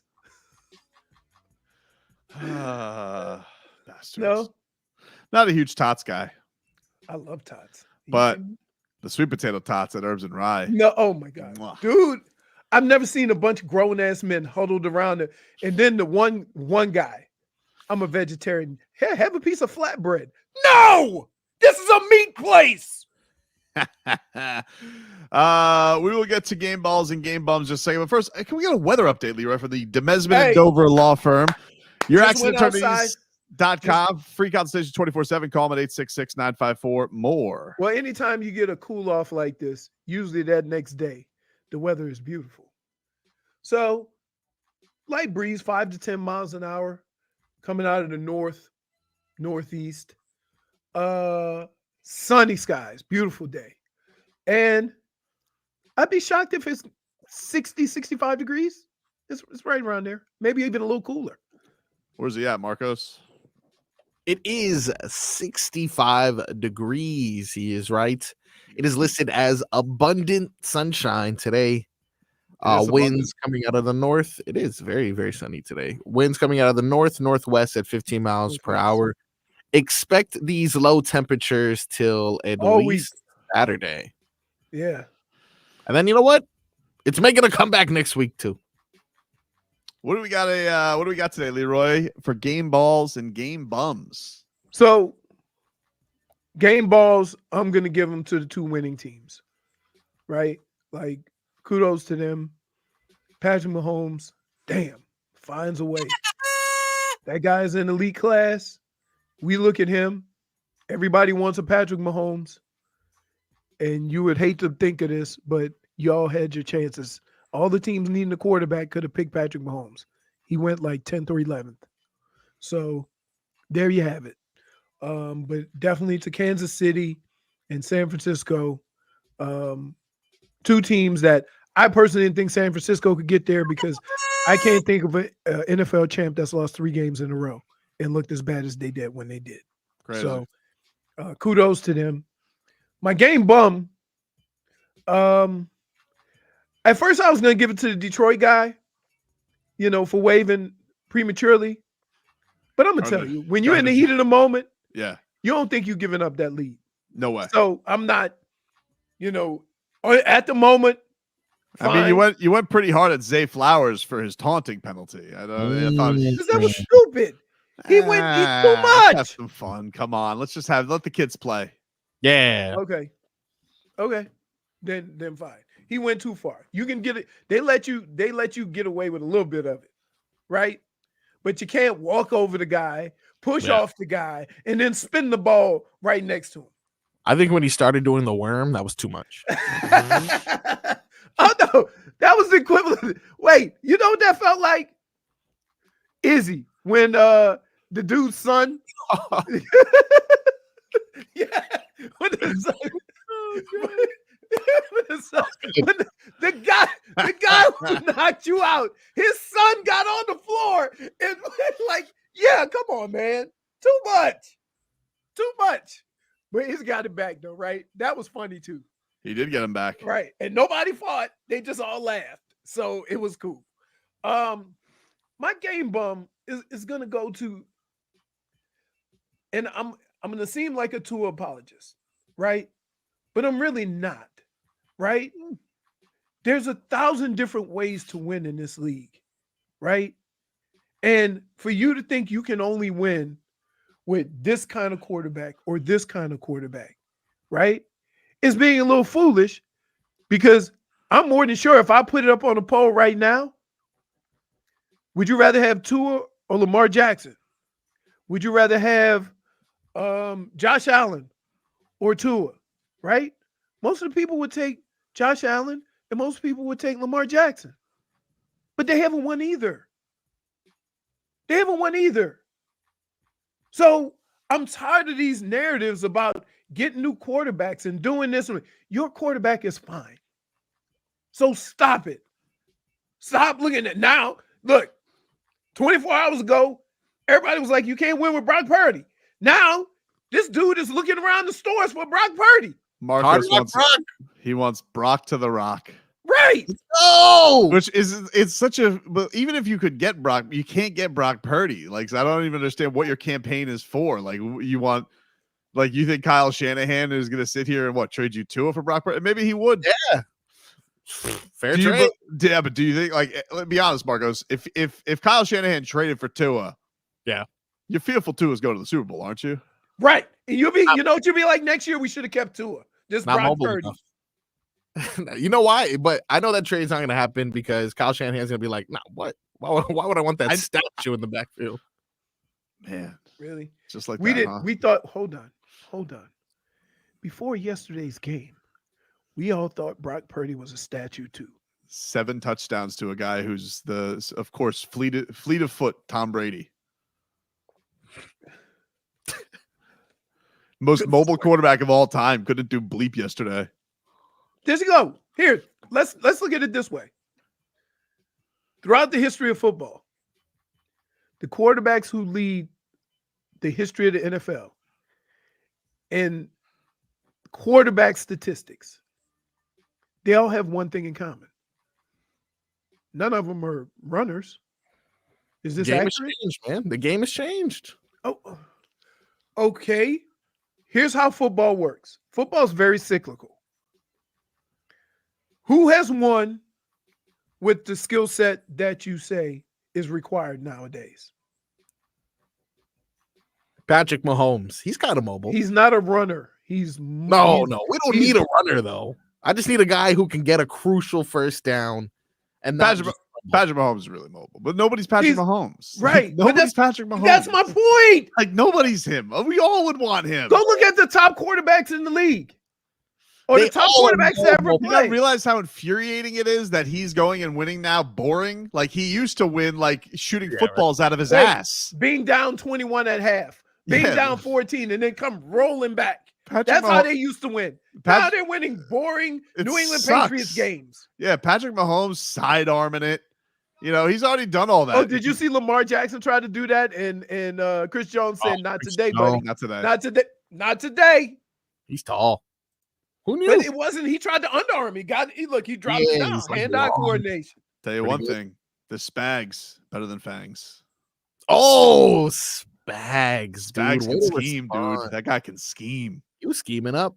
He was scheming it up. Look, you know what's funny? You ever watch like a couple of plays of the game, and you could tell what the game plan was because all the rushers were like not really rushing, and Lamar still got free. Oh my god! Excuse my ignorance on this, but does Spags have a? Does he have a protege? Like, instead of going to get Fangs protege, shouldn't we go get Spags protege? No, because wasn't he a head coach and got fired? And yeah, he was head coach on the Rams. Right. See, so yeah, was he Sam Bradford Rams? Ooh, yeah, that's a long time ago. Woo-hoo. Sam Bradford was the last of the $70 million first rounders. Yep. But yeah, so like, just calm down on that, please. Like, I get it. You want one of these. You want one of these. You think this would fit so much better. You think this would do this, but everybody is frustrated today, except for one damn football market. Yeah. It's infuriating because they all thought this was going to be the year that they got caught. Right. And it's like, nope, they're still moving on, and they're moving on with the most famous person on earth, by the way. Right. So, gosh. Adorbs though, with their kiss on the field afterwards, and by that I mean, of course, Jason Kelce and Travis Kelce kissing each other. Oh, okay. I tell you what, that Jason Kelce, also a big guy who gets emotional. You're gonna finish this. Yeah. I love you. All right, bro. He was happier than Travis was. Can I say Travis and Patrick Mahomes though? That pregame kerfuffle with a kicker, low class, dude. Scumbags. Really? Low class, bro. I got to tell you this. In all honesty, that's not just a kicker. Can I just tell you this? Yeah. If I'm on the field and somebody's talking trash to me, right? And I turn around and it's a kicker or a punter, Yeah. I'm keeping it moving. You ain't even worth the energy that I would put into responding to you. Was Justin Tucker talking trash? Because if so, that's No, different. he didn't. I don't think It so. looked like he was just warming up, you know. And then they're like, "Yo, get out of here." I have a. I'll leave this person anonymous, but says, "I want to fight Marcos now. Since when do we want Tua to run? Every time he runs, we're afraid he's going to get his brain scrambled." Yes, exactly. All of a sudden, we want Michael Vick. I just need someone to extend the play, you know. He does extend plays. First option, not open. Ah! That's not true. That's not true. That's not true. That's not true. You're just trying to make your work. You're trying to make your story fit, but that's not accurate at all. You're lashing out, dude. Tua, we give him a book. You know what he does? One page. First read, done. We call that the LeBron. That's LeBron when he's got a book in the locker room. He's been reading the book for 7 years and he's still on the first page. Quick read, dude. This is a super quick read. Oh man. Rock to the rock. Sort of T-shirts. motioned someone in the crowd and took a little dive. Oh no, I'm petty, bro. I remember. So the first time he knocked me out in Brazil, his son came into the ring and then started to just lie dead next to me, and I'm like, "You little, I'll whoop your ass if your dad don't do it for you." But then, I looked for his kid and I pointed at him and I saw him and I was like, "Hey," just to remind him. I saw him backstage. We're cool. Oh yeah. But wait, you know it was probably something because the other fighter said, "Son, you had that coming." Yeah, after his dad was back conscious from smelling salts. Wait, is that not? Come on now. Listen. When it comes to sports, and we've seen this because we've been to fights at Hard Rock where it was a melee after the fight. We've been to we went to another one when the dude was like out, and they got mad, and fans went crazy. So we've seen some of these, right? Yep. But it's always the outsiders. It ain't never the fighters. They done fighting. Oh, dude, I've seen moms, I've seen wives run into the ring. It's crazy. I'm like, in this MMA fight, let's just make an announcement. Dear family members and friends, just to warn you, your boo, your son, your family member could get knocked the bleep out. Do not overreact. It's all part of fighting, and we learn, right? No. Soon as because here's the deal. It's never that initial hit where everybody goes, "Oh." It's when they bum rush him and get those 2 other hits in before the ref could get in to stop the fight.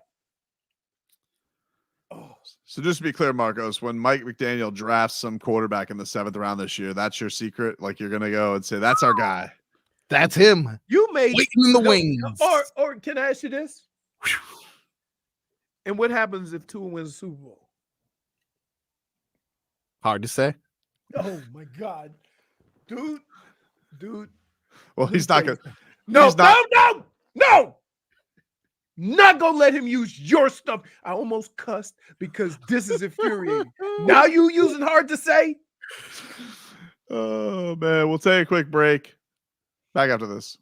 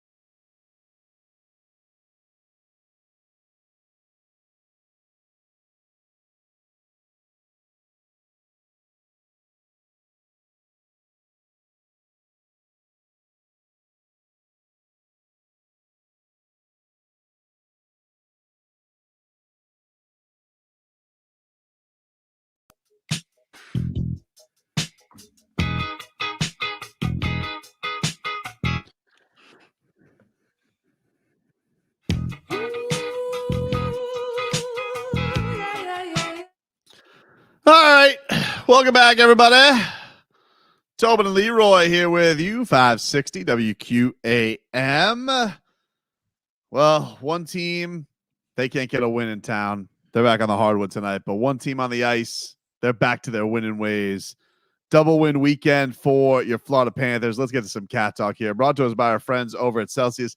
Hockey fans, don't sit this one out when it's game time. Make Celsius a part of your play and get that energy up. Game day is fueled by Celsius Essential Energy Drinks, the official energy drink of your Florida Panthers.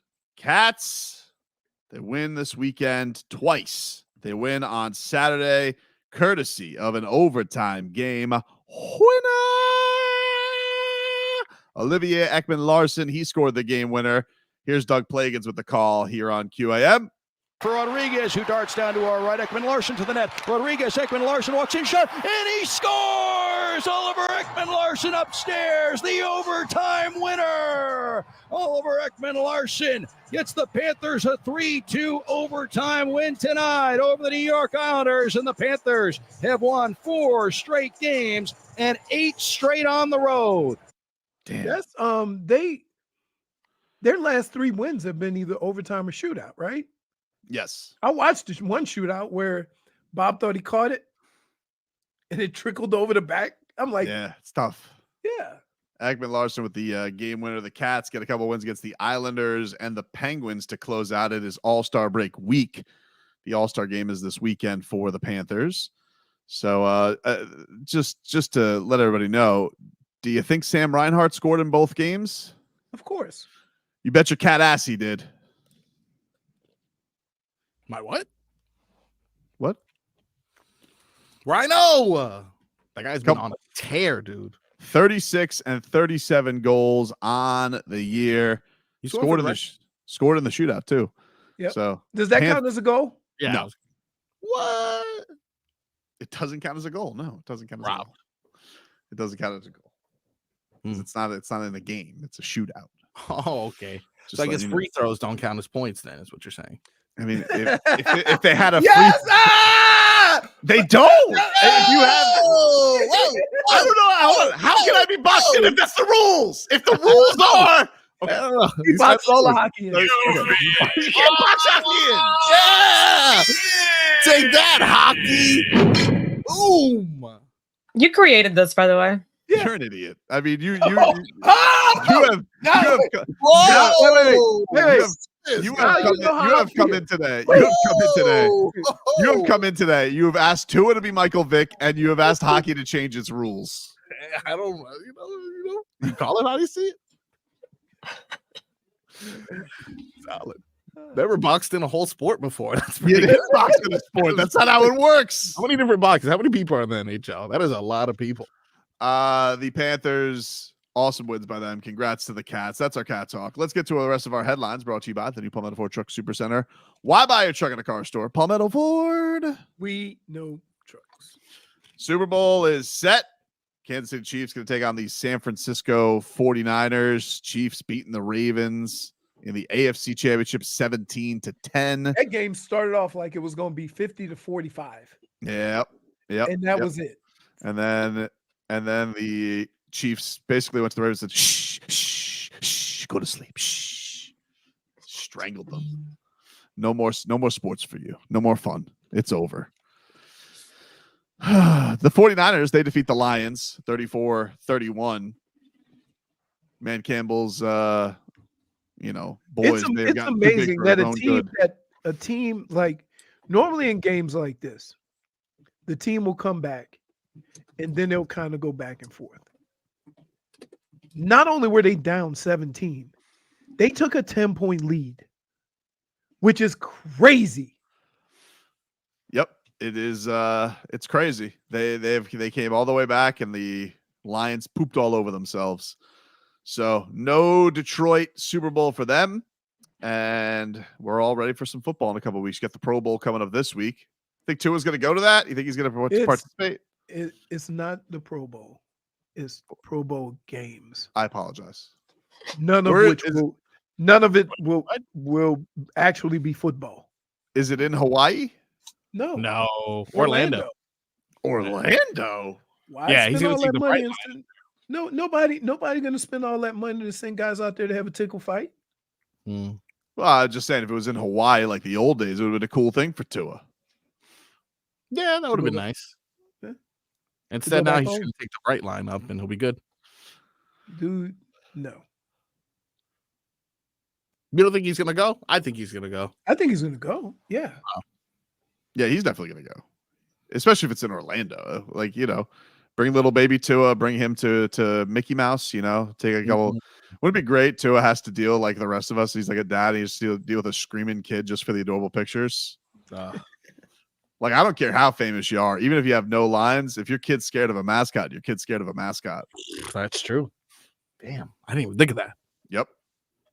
What do I do? Is there anything I can do? Can I start like putting the mascot on YouTube? And There's nothing you can do. You just keep saying, it's okay, little tadpole. It's okay. It's just goofy. And then you smile through it like you all enjoyed it, even though you wish you'd be anywhere else. Tommy, I bet you. Let me tell you when Tommy first did when he met a mascot, tried to hit it. Anyway, Miami Heat, they get blown out in the fourth quarter on Saturday against the New York Knicks. They've lost 6 in a row. First time that's happened since 2021. They lose 7 in a row. That has not happened to the Heat since 2008. They take on the Phoenix Suns tonight. Oof. Who are coming off getting their asses kicked by the Magic last night. Oof. So, we'll see. I mean, Miami, they got a lot of things to figure out. They're searching right now. Do you even fly from Orlando to down here? Oh yeah, I think they take a little, half-hour flight. You have Kevin Durant on a bus for 3 hours? Is that what you have? Did you just ask me that? I mean, dude, let me tell you. We used to fly to Pittsburgh, right? It's easier to take a bus because you got to fly all over the place. Dude, imagine Nurkic on a bus. It's got to be so uncomfortable. Imagine him on a plane. Imagine Boban having to be on a bus. Oh, no way. I really can't imagine that. As long as he has Tobias Harris to give him snacks. Man, please win tonight, Heat. I'm fine though.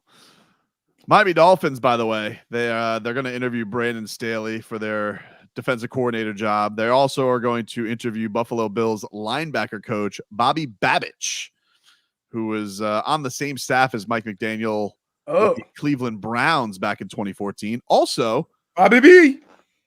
He's a former FIU assistant coach. Meant to be. Pause up. That's not. Oh yeah. Okay. FAU is hoot. Yeah. How dare you? Because when you say FIU, you know who I think of. Yep. Yeah. Pause up, Papa. That person. Hello, J-Fig. He probably wouldn't get hurt as much as if he put his paws up. Interesting. And then also, by the way, the Dolphins are going to interview their outside linebacker coach, Ryan Slowick, for the defense coordinator job. So 2 in-house candidates that we know of, him and Campanelli. Now, question. Would you like the defense to stay the same, or would you have a new guy come in and kind of? I want a new guy. I want a new guy, right? A new guy. Because here's the first thing that you need to understand. When a new guy comes in, they're going to go back to a 4-3 probably. Because here's my thinking on this. If you think of all the players, all the groupings on defense, and I'm talking about D linemen, linebackers, and DBs, who would you say is the weakest link of those? Linebackers. I thought the safeties were pretty bad this year. Well, they were banged up. Yeah. But okay.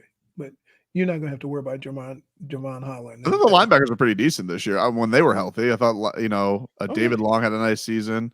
And the other thing is it easy of a transition if you have your 2 outside linebackers? Now, granted, they're probably going to miss half the year. At least one of them is. But if they are already good at where they are, is it a tough transition for them to go back to that? No, because all they're going to do is put their hand down. Hand in the dirt? Yeah. Well, at least Jalen Phillips will. I think Chubb will still be more of a stand-up guy, right? But you still got 3 linebackers.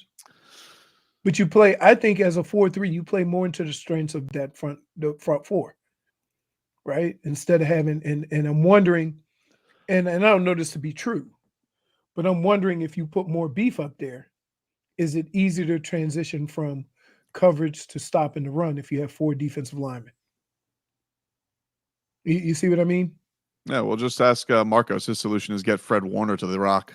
Is he available? No, he's not available. Why would he be available? Why would he be available? They're going to the Super Bowl. Marcos, let's just go get Nick Bosa. I don't know. No Bosas. No Bosa. No Bosas. Hey, let's get L'Jarius Sneed. Why can't we go get him? I'm he's Marcos. good. I'm a football exec.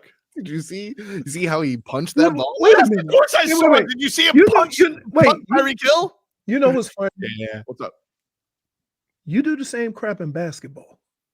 Only when there's No. Oh yeah, You look do not. you, dude. You don't care. You don't care if the guy's contract is up. You don't care if he's. Doesn't matter in basketball. You don't Doesn't care. matter in basketball. Because in basketball, moves can happen whatever. It's not the same. Okay. It's not the You same. go. I want him. I want him. It's not the same. So now he's doing it in football, and you're like, No, because when I've talked about the Anthony Edwards thing, I've been reasonable. So it'll happen in 4 years. Like, don't be a grown up. Like, if you're gonna call me out for things, call out things that are accurate. Are you? Way. I mean, wow. Are you lashing out on your own? Yeah. What Hey, about all the other guys? Who have I ever called out that hasn't been in a trade rumor or there's actually been fodder around? Luka. Like I've said, Luka. I've said, when's it gonna happen in 3 to 4 years? I've never said get Luka here now. Be a grown up, Mark. DeJounte Murray. Yeah, DeJounte Murray's in trade rumors. Oh yeah, he's on the trade block. You have found an exception to all the. There's not an rules. exception. I actually You told have. reality, and you guys are like the lost. That's what I'm gonna get. I'm gonna Never get a Neverland. T-shirt. I'm gonna get a T-shirt made and say I'm the exception to every rule. I am one. Don't worry. I'm sorry. I'm sorry. No. This is what I'm dealing with. I'm dealing with Peter Pan, Wendy, and Frogger Bell. That's what I'm dealing with. Wait, I'm not Wendy, right? So what? No. Hey, the shirt is coming. I'm an exception to all the rules because. And then make sure to put somewhere Brendan Tobin. Yes. Show Pony. Yes. Show Pony Tobes. Yes. I'm not a show pony. You guys are show ponies, if anything, because you guys just want us here and not deal in reality. If anything, I'm at least jumping over the hurdles. You guys are sitting here like. First of all, you can't be the guy who couldn't get up that ramp talking about jumping over something. If I had hooves, I would have. Dude, you know what you needed to get up there? A ladder. That's what you needed. Come on, dude. Why? Like, what? You created Marcos, and now you're like mad at him for doing you. Because there's a time and place, and he doesn't know when to pull the levers or not. He's just going really time and place. Basically, like a toddler, like pressing all the buttons on his video game console. Wait, have you ever said time and place by anything, or have you just released the hounds all the time? Whenever there is a rumor that I have to deal with, I deal with it accordingly. Come on. There's been 0 Anthony Edwards rumors. He just hugged D Wade the other day. That's and it. You're like, whoa. Yes. What's happening? Well, I have that that's actually somewhere. where. That's oh, actually wait, right here. Yes. Yeah, but that's actually worked out. Like another one you did that to is when Donovan Mitchell went to dinner. You're like, oh, look what's going on. But Donovan Mitchell got traded. Yeah, to a different team. Doesn't matter. Like, I'm not doing it at an inappropriate time. He got traded. Oh my goodness. Anyway, take a break. Back after this.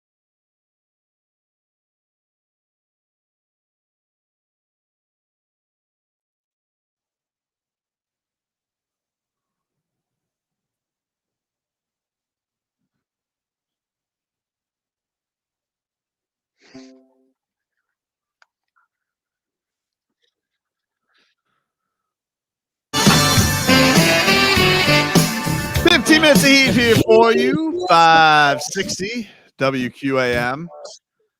Miami Heat back on the hardwood tonight, taking on the Phoenix Suns, trying to snap their 6-game losing streak. They fell to the New York Knicks on Saturday afternoon. Jimmy Butler had his best game in a while. It was good to see Jimmy Butler kind of show what he's still capable of when he decides to take more than 10 shots in a game.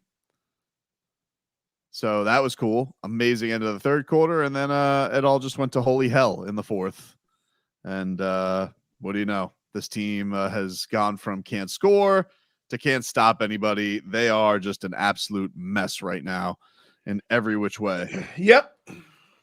So they'll try and get things right tonight against the Phoenix Suns, who lost last night. Obviously, it's gonna be tough because the Suns can definitely fill it up. They had been really rolling up until this loss yesterday. They had been playing some red hot basketball, as the New York Knicks were as well. Knicks have won. This is what really hurts, is that to have a losing streak is one thing, but to have it capitalized by getting drop kicked by the Celtics and Knicks is a tough thing to swallow. And I think has to have the Heat searching for something, Leroy, because both those teams, the Knicks making the OG Anunoby trade, they've been amazing ever since they made that deal. The Celtics obviously tweaking some things. They've been the best team in basketball. The Heat, they go get Terry Rozier. They've lost they lost their first 3 games with him. I'm not putting it all on Terry Rozier. I'm just saying that's a bit of a demoralizing thing when the move that you made has not panned out immediately like it has for the Knicks. Can I ask you this question? Sure. These last 4 or 5 games, did it matter who the Heat were playing? Oh, it literally hasn't mattered who they're playing. Okay, so it hurts you because it's the Celtics and the Knicks. Yes. But it could have been anybody. Well, no. And that's the bigger issue is that while we're looking at the 2 teams that they lost against, those 2 teams could have been anybody. We would have been having the same conversations. Well, I would say that out of all the losses they've had on the streak, the worst loss that they have is to the Grizzlies, who were playing a bunch of G Leaguers. Right. Probably second place in that is losing at the buzzer to the Hawks when you had a 4-point lead with 30 seconds left. So I wouldn't say they're the worst losses, but when you are losing the way the Heat are losing, and then you cap it off and losing to essentially your franchise rivals, I think that just adds insult to injury for Miami. Then you have all the stuff. It adds insult to injury to you. It's to the fans, dude. I'm not the only Heat fan that hates losing to the Knicks and Celtics. Listen, I'm more frustrated with not who they're losing to, but how the hell they're losing. They can't score. Okay? So it doesn't matter who's on the other side. Mm-hmm. And that's the problem that I have. We can make it about who, but it's not about who. It's about what they're doing as a team. Mm-hmm. Fix that, and then it won't matter. Let's hear a little bit from Eric Spoelstra after the losing streak and what he had to say. This was Spo on what happened with their team and the offense. Yeah, I mean, it was both ends of the court. Very inefficient offense. We didn't put a lot of pressure on the paint in that quarter, particularly at the start of the quarter. And then some turnovers, the pick six, and our turnovers for the game were okay, but it felt like we had probably 4 or 5 in those key moments in that fourth quarter. And then defensively, I don't remember us getting a stop. The minutes until I called the timeout, and then probably 3 minutes after that, I don't remember a stop. And that's really it was the game. I mean, it went like that. Made a great push at those last 6 minutes of the third quarter, and we were grinding the game, and a lot of that was our defensive toughness and activity. You could feel it The multiple efforts defensively, and Jimmy was great offensively down the stretch of that quarter, getting us the appropriate looks at the rim. But our defensive activity really kind of set the tone for that to get back into the game. And then there just wasn't any of that to start the fourth quarter. Yep, it was rough. They went from a third quarter where they got 35-13 from Jimmy Butler, who looked like Jim VP for the first time in a while. And then fourth quarter came around and they just couldn't stop a nosebleed in that fourth quarter. It was a disaster. Jalen Brunson gets the big credit for that. He was amazing in that game. He was taking everybody off the dribble, making threes, doing whatever he wanted. Here's Spo. This is him on the losing streak and what needs to change. Yeah, look, right now, I'm not going to go game to game. Every game, there's going to be somebody that's not like fully in rhythm. Right now, it's not about rhythm. It's not about touches. It's not about points that guys are getting. At some point, we just have to do what is needed to get the win. I'm not even playing that game with our locker room, because right now, like, if I'm just focused on getting everybody happy and get everybody their touches, the last 6 games, somebody or multiple guys have been the offense will go different directions. We're trying to get that more efficient for sure. But our defense, that's the biggest takeaway right now, that we're not defending, with the Miami Heat level of toughness, physicality, force, and discipline to be able to win games while we're figuring out all the rest of the stuff. There you go. Spo on where his team stands right now. Well, and obviously there's a lot of... And we can break it down even more. Okay? And I'm more than sure Spo won't say this, because he's going to try to say, hey, if we only score 80, we got to find a way to keep them at 79. That's his theory, right? My theory is if you're paying 80 plus million to 3 guys, then they got to score a majority of your points. Agreed. However that happens, every other team that has a big 3 that's paying $80, $90 million to 3 players, those are the 3 players scoring a majority of the points, right?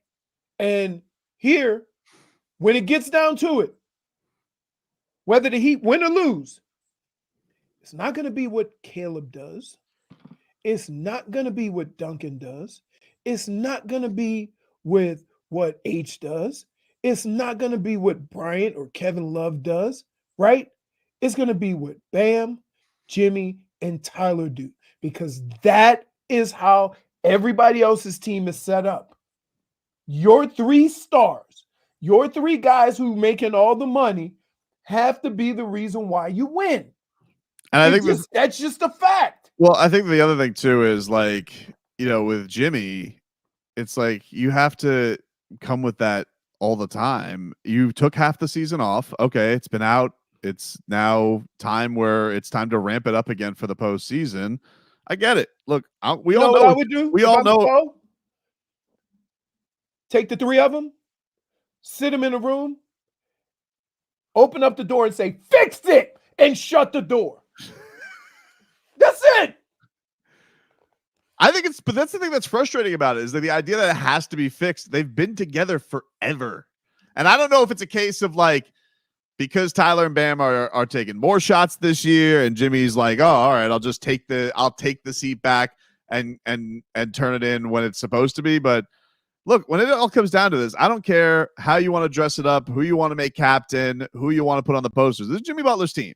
It's Jimmy Butler's team, and that's that. And until further notice, until it retires, like, it's his team. And like when they did this with D Wade, they were trying to make, you know what, Jay Rich, you're gonna get some stuff. No, it was D Wade's team, and D Wade even knew that when there was a chance that he ended up going to Cleveland before he came back.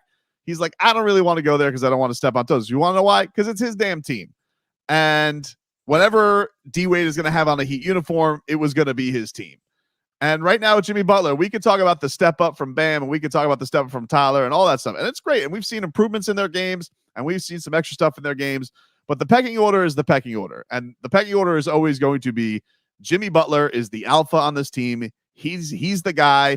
He is the face of the Miami Heat right now. And as they go, he goes. And so that either has to go with Eric Spoelstra giving him the damn ball and telling Terry Rozier and Tyler Hero to get the hell out of his way and to figure everything out. And it has to be upon Jimmy to want to do that too, because that's how they're going to succeed. And it's not going to get fixed until they go in that pecking order. They can't do it with Bam trying to shoot a bunch of jumpers all the time. Because he's not shooting threes. That's the problem. See, look, Bam can get his 20 points, right? But that's not going to win. No. Because he's not shooting threes. No. He needs to go, and he needs to anchor this defense, and that be the focus, and the other stuff will be there when it's there. We know that the game stuff has grown for him, and it's beautiful. And we've seen him and how capable he can be in the postseason with carving up the Bucks and doing what he does to the Celtics basically every time that he faces them. But it all starts with Jimmy being the head of the snake. Let me ask you this question. Can a team that, even if Bam ends up being the guy and he averages 20 and 15, but doesn't shoot any threes, right? For whatever reason, that's just not his game. Mm-hmm. Can that team win? Because right now, what has happened a bunch of times is a team has come out and gotten hot shooting the three, and you can't keep up because you ain't shooting threes. It depends how many shooters are around that guy. Like, it depends. I'm And just- the thing with the Heat is their best two players don't shoot threes. Right. It's their best two players. Like, if you told me could they work it, yeah, probably in a scenario you probably could with certain shooters, just like the Bucks do with Giannis. But everybody around Giannis can shoot. Every one of them. Right. And you went and added a stone cold killer. Yep. Right. So, like, I understand, and I say all this for this reason. I don't think Pat's done. If we can notice these things and we can see how it almost looks like they're having a barbecue in the paint with so many guys taking it to the paint, right? Like Bam's got his Traeger grill underneath the rim, right? And then Tyler comes in with he brings some, what does they call that? Sunjoy from Chick-fil-A, little lemonade and iced tea. He brings it in with the little teardrop, right? And then Jimmy's going to bring the meat because he's just hammering it in there and going like a bull in a china shop. Yeah. Right. But it almost seems like what catches up to them is too many guys doing the same thing. Right. Like, all your scoring can't be from the paint. And what's happening is they're running them off the three. Dunks, they run dunks off the three and they give him two and they're happy. Right. You can't keep up in today's league without being able to be formidable at the three. And you have sometimes three guys out there who don't shoot the three. So that means you got two guys. Well, it's like, it makes it easier to defend. It's also been a thing too. Like, they haven't shot a lot of them. They've been very effective, but if that goes cold, right, you're sunk. Right, because all these teams don't care. Like, go ahead, make that two. Good layup, buddy. You can tell Tyler's been trying to do some more of it over the last couple of games. He just necessarily hasn't been on with his shot, but like, he has been trying to deal with that. I can deal with that. But there's too many times during the course of a game, right, where it just seems like you got 5 players on the floor and they all end up in the paint. So I don't know what, but I'm telling you, after seeing this and hearing, a lot of people's comments like, hey, Pat said it'd be 4 or 5 years. It's been 5 years. Yeah. Right? You can't tell me that he's not trying to work something out. Especially if this continues. I don't disagree with you. Even if I think there's probably got to be some thought, even if they do get things right a little bit over the next couple of weeks, that he's got to feel there's got to be some tweaks before they go into the postseason. He has to. At least has to. Take a quick break. Look, as much as we all love the Heat, we all love the players, and we know them all, and we have conversations with them, we go BS with them, and it's fun, right? This team, as currently constructed, with the way they're playing basketball and everybody playing to their skill set, it's hard to win because they don't shoot a lot of threes, right? And everybody's getting into the paint. We will take a quick break. Back after this.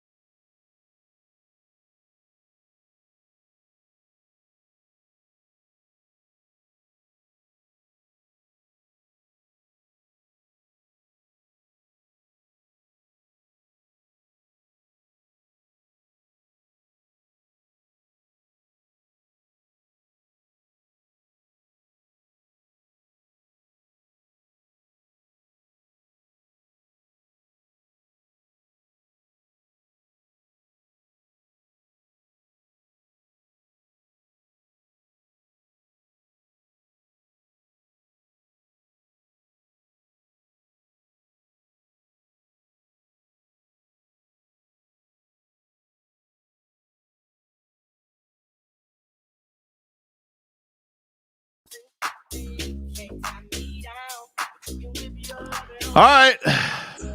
It's Tobin and Leroy here with you, 560 WQAM. Take you up until 2 o'clock. We're streaming live on YouTube and Twitch. Miami 560 WQAM. Oh, hello, Jennifer. Hello. It's been a while, guys. I mean, you hadn't said anything. I mean, I'm sorry. What do you mean? Just been saying. I mean, like I don't know. Yeah, You've responded to me. We've been in heated conversations. I don't know. It's okay. I know you're not okay. I'm fine. I don't know what you're talking about. I'm fine. Yeah. Hey, fine. by the way, somebody on Twitch pointed out on Friday it was Jaime's team. Yeah. Oh. You want to respond to that? I agree with that still. I mean, And why'd you just say it was Jimmy's team? Because it's still a rookie, you know? Like it's gonna be I made these points last week. No, -1. No. Marcos. Nope. -1. Did you guys see that chase down block? That's effort. Oh, Blockes. Oh. Did you see that chase down block? No, dude. It was good. Stop. It was good. You just said two different guys. And then you use the same excuse I They're used basically the when same I guy. questioned you. They're When I basically the questioned same you, and guy. I'm like, so you think it's a rookie's team? Well, I think that they should put Jaime. Like Jaime, I think needs to be in there more. I mean, one could say like Jaime is the coming back connector. from One between could them. say. One could say. One could say, but he's coming back from One could injury. say that you need to make up your damn mind. One could say. When Jaime is all the way back, it's his team. There you go. That Still hollow. wait. That is your feeble attempt to be right with both guys being his team, right? You forgot, and then you came out and said it's Jimmy's team. Take the L. Take the L. Take the L. I'm not taking any L. Oh my goodness! Except these 6 straight L's. You're the When it was Jimmy's team. When it's Jaime's team, 7 over. When officially is it Jaime's team? Like maybe another game to recover fully. I don't know. Maybe after the season. Oh, okay. Who's to say? Hard to say. Hard to say, dude. Hard to say. Give him like 3 -1s if he keeps on throwing these. What do you mean? Days and stuff like that. No. -1. Marcos. Yes. It's your team. Let's mix it on up. Oh, mix it That's on. what it is after you lashed out on him, right? Hey. My team, baby. Boom. All righty then. Guys. What do you got around your neck? What is that? Oh, Nothing. Is that a No, that's Kung Fu Panda tools. Nunchucks? samurai stuff? Yeah. Just walk around with nunchucks. Hey, am I the only one as a kid used to call them nunchucks? Yeah, I still kind of do sometimes. I think I had these around when I was trying to make Kendrick nunchucks a thing. Another reason why the Heat hate us. Right? Game ops Because didn't allow you to give one when away. he brings game ops on, right? And he goes, "Hear me out." Hear me out, Michael Carroll. What do you think about Hear me Kendrick out. Like, hear me nunchucks? out. And look, they all give the same look. All right. They all laugh very nervously. Yes. They don't want to hurt your feelings. Nunchucks keychains. I'm telling you what, though, we do need a bobblehead with the bobble bat. Oh, I'm with you. Oh, I'm with you, dude. I'm with you. that bat just. That's good. What do we got in the mixed bag, Marcos? Guys, you've heard of the movie The Last Samurai? Yep. Right? Yes, There wasn't is that with Tom Cruise, maybe? Tom Cruise? Yeah. Yeah, very weird choice with for him The with Last long Samurai. hair. Yeah, very strange.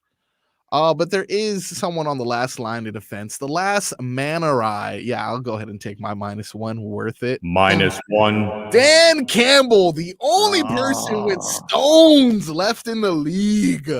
You go for it. Why do you go for it? Because you're a man. You don't kick no field goals. We shouldn't even have a kicker on the team. Dan Campbell explains himself on going for it on 4th. Yeah, I just felt really good about us converting and getting our momentum and not letting them play long ball. They were bleeding the clock out. That's what they do. And I wanted to get the upper hand back, and it's easy hindsight, and I get it, I get that, but I don't regret those decisions, and that's hard. It's hard because we didn't come through. It wasn't able to work out, but I don't, and I understand the scrutiny I'll get. That's part of the gig, man. But we just didn't work out. Yeah, Jalen Rose ripped him on Twitter. I would say this. People always take the results to determine whether your decision was right. Right? In his circumstances, right? In all those situations, based on what they've done all year and the success that they've had all year, those were good, sound decisions. It wasn't like a fly of the moment thing. He's been doing that all year. This time it didn't work out. And so now we're taking it and second guessing. But if you followed them all year, I mean, even with the going for 2 against who was it, Dallas? Yep. Going for 2, right? So yeah, it's unfortunate it didn't work out. But just because it didn't work out doesn't mean it wasn't the right decision. Marshall Mathers tweeted out, "So proud of the Lions. Thanks for an amazing season. We will be back. Man Campbell, too much." What? He didn't. Damn it, dude. First of all, let me tell you something. Point for Here, of all the things that Eminem could say, saying somebody else is too much is not one of those lines, right? Come on. Have you heard any of the man's songs? What else we got in the mixed bag, Marcos? Patrick Mahomes spoke. This is what he said. All right, let's move on to Lamar Jackson. Hey, wait. I'm gonna break it down for you. Yeah. Why they got into it with the kicker. Oh, yeah, Yeah, please, can you tell me something? Here's what happens. Because they're jerks. No. Oh, in the pregame or in when the quarterbacks go out and the kicker goes out, you start on one side and then you switch, right? Or the kickers usually go out a little bit earlier and you'll see the two kickers switch. So they'll kick on one side and then kick on the other side, right? Once the teams come out, they go to their side. Right. So the reason why there was a big kerfuffle is soon as Tucker sees those guys coming out to their end, he's supposed to leave. So the fact that he still tried to sit there and kick balls, right? That's where the issue was. Now, maybe he was telling them, you guys came out early because it's very timed. Yeah. Right?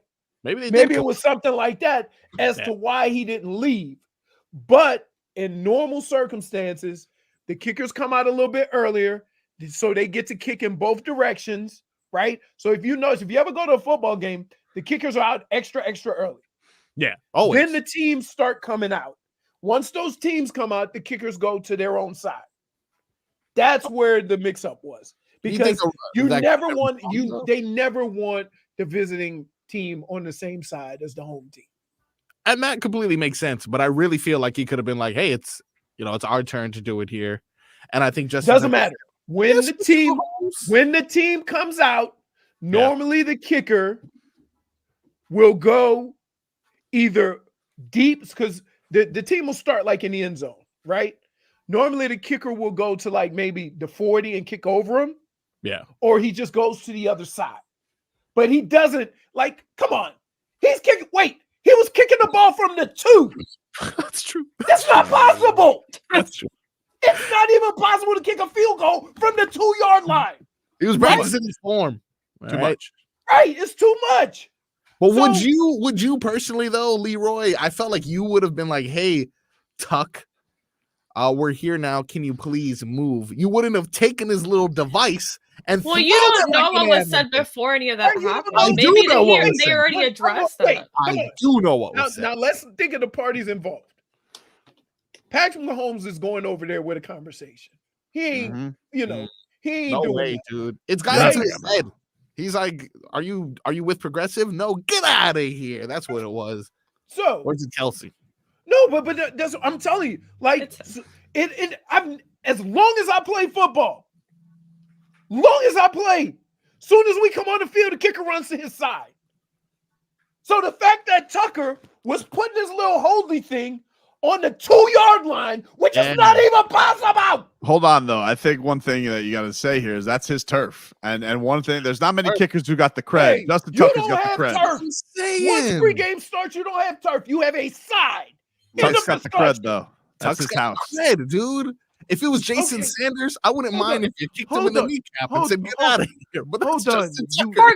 Okay, wait. Let me explain something to you. Because this is a Tobin right here. What Tucker did is a Tobin. You know why? He was kicking field goals from a place where it is not even possible. They were in the end zone. Why is he putting this kicker thing right on the goal line? He's being an irritant. Tucker's capable of anything. You know, you can't rule out Tuck. You know what? True. But all those football players out there say, you better get on the hell away from me. You a damn kicker. But he's the kicker, though. I don't give a rat's ass. Do you think Lamar Jackson's mad at him for riling up the opponent? No. Doubt it. But you saw Kelsey all game, though. He was up to no good. Yes. But that's wait, but he was looking wait. for something. But you know how brittle Patrick Mahomes could be at times. Roll an ankle. He limped on the ankle for a month, right? He shouldn't be kicking no apparatuses. Give us one more soundbite. I tried to put another S on it. Apparati. How does that work? Apparati. Apparatuses. Lamar Jackson says he's not frustrated, just angry. Oh, I'm not frustrated at all. I'm angry about losing. We're a game away from the Super Bowl. We've been waiting all this time, all these moments for an opportunity like this, and we fell short. But I feel like our team we're gonna build. This offseason we're gonna get right, get better, grind, and try to be in this position again. But on the other side of victory. Do you think there's opportunities to run the ball more? Something. I mean, we could have ran the ball. We was down, and we just try to put points on the board, try to get the ball down the field, and we just got to make something happen. Semantic samurai. He's frustrated. Yeah, let me tell you. You would recognize that, wouldn't you? Yeah, he's like he should be. He should be frustrated. But here's what he should have said. Ask me that question again. What did he say? Lamar, are you frustrated right now with this loss? I'm mad, but I'm not frustrated, because we're going to regroup. Liar! Hey, hold on now. Hold on. There's a couple things that'll be a little different. I ain't got to fight the Ravens for my money. I already got it. So I'll be in here all summer, right? And then we can go from there. Okay, but first things first, yeah, I'm upset. Look, I don't think – here's the thing. Lamar didn't have a bad game, right? He did Lamar stuff, right? And they still lost. And so, for Lamar, we can make this a team thing. We're going to make this a team thing. Lamar, we're going to say how everybody failed him, how Zay Flowers did him wrong. Dude. How this is what we're going to Lamar say. caught his own pass. Now, what I'm saying. Now let me say this. Okay, what else can I do? If I make him another quarterback, right? They don't get that. Even though the game plays out the same way. It does feel already that the reaction is very much like Lamar Jackson. You let us down. And Josh Allen was like, oh, poor little Josh Allen. Whoa. Right. But that's my point. Like two guys who did their spot. They played, they played well. Right. I mean, the thing that I would say that I feel more comfortable with Lamar than with Josh Allen is I ain't got to too much worry about Lamar turning the ball over. Right. But you always, every time Josh Allen drops back to throw a pass, you are terrified he's going to throw a pick. I didn't make this up. This is from his play that has people feeling that way. But for some reason, right, watch how critical they are going to be of Lamar Jackson and how much of a pass they give to Josh Allen. You can make it about whatever you want as to why, But I'm just saying, it's two situations. Both quarterbacks played their role. They didn't win. It happens. We'll take a break. One of the members of the Miami Heat has spoken out about the losing streak and has a message for everybody else. We'll tell you about that next. Got what you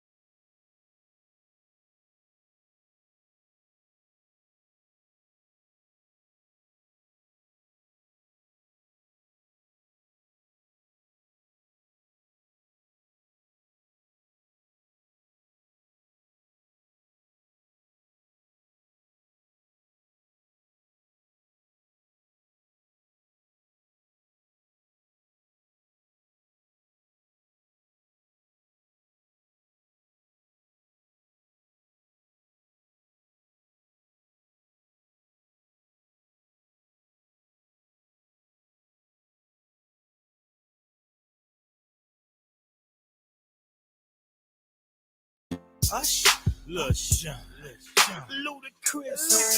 man. Welcome back, everybody. Tobin and Leroy here with you, 560 WQAM. Come on, we got to come back with some Jelly Roll and the Smurfette. I thought you said she was a chipette. Chipette? You're about to call her a Muppet? Smurfette. But he already came back with it. No, he didn't. No, with the not other wild ones. He came back with Teddy Swims. He's just trying to keep it in theme. But I can't. You know what? Yeah, see? I'm a music guy. If I'm going through serious and I like a song, I'll stick with it. I'm actually Don't matter surprised what you know genre. about Teddy. Yeah, no. Leroy's up to date, Surprise man. me He all knows the his stuff. time, Leroy. I So listen to proud of all you. music. Yeah. See, because keep in mind, the music that I grew up with in New Orleans is not like music anywhere else. So you don't like to say I can only listen to music I grew up on. You're not gonna find it. Yeah, true. Look, you know music. I know football. This is why we work. It is why we work. You're an Let's get insider. some headlines brought to you by the new Palmetto Ford Truck Super Center. Why buy a truck at a car store? Palmetto Ford. We know trucks. The Heat are back in action tonight. 6 straight losses. They look to snap that tonight against the Phoenix Suns. No more of that. Today is a new day. It is a new day. You can't move forward Yeah. unless 24 you hours, leave right? the past behind you. Exactly, dude. So stop mentioning the 6 win. Today is the first win of a new streak. The first day of the rest of our lives, Leroy. Yeah. I didn't go that far. Oh, okay. Kevin Love has I'm leaving a posted. little wiggle room. I'm leaving. K-Love? Wait. I'm basically leaving myself a little wiggle room if it goes god awful wrong. Well, you know. So I ain't gonna say the first day of the rest of our lives. It We is the have- first day of a new win streak. We have inspiring words Mm. from Kevin Love on Kevin social Love? media. Love, Kevin love. Love, who does Kevin Love has he shown has love. given us some Did he say when inspiration. me and Spo were in high school? No, he day. didn't say that.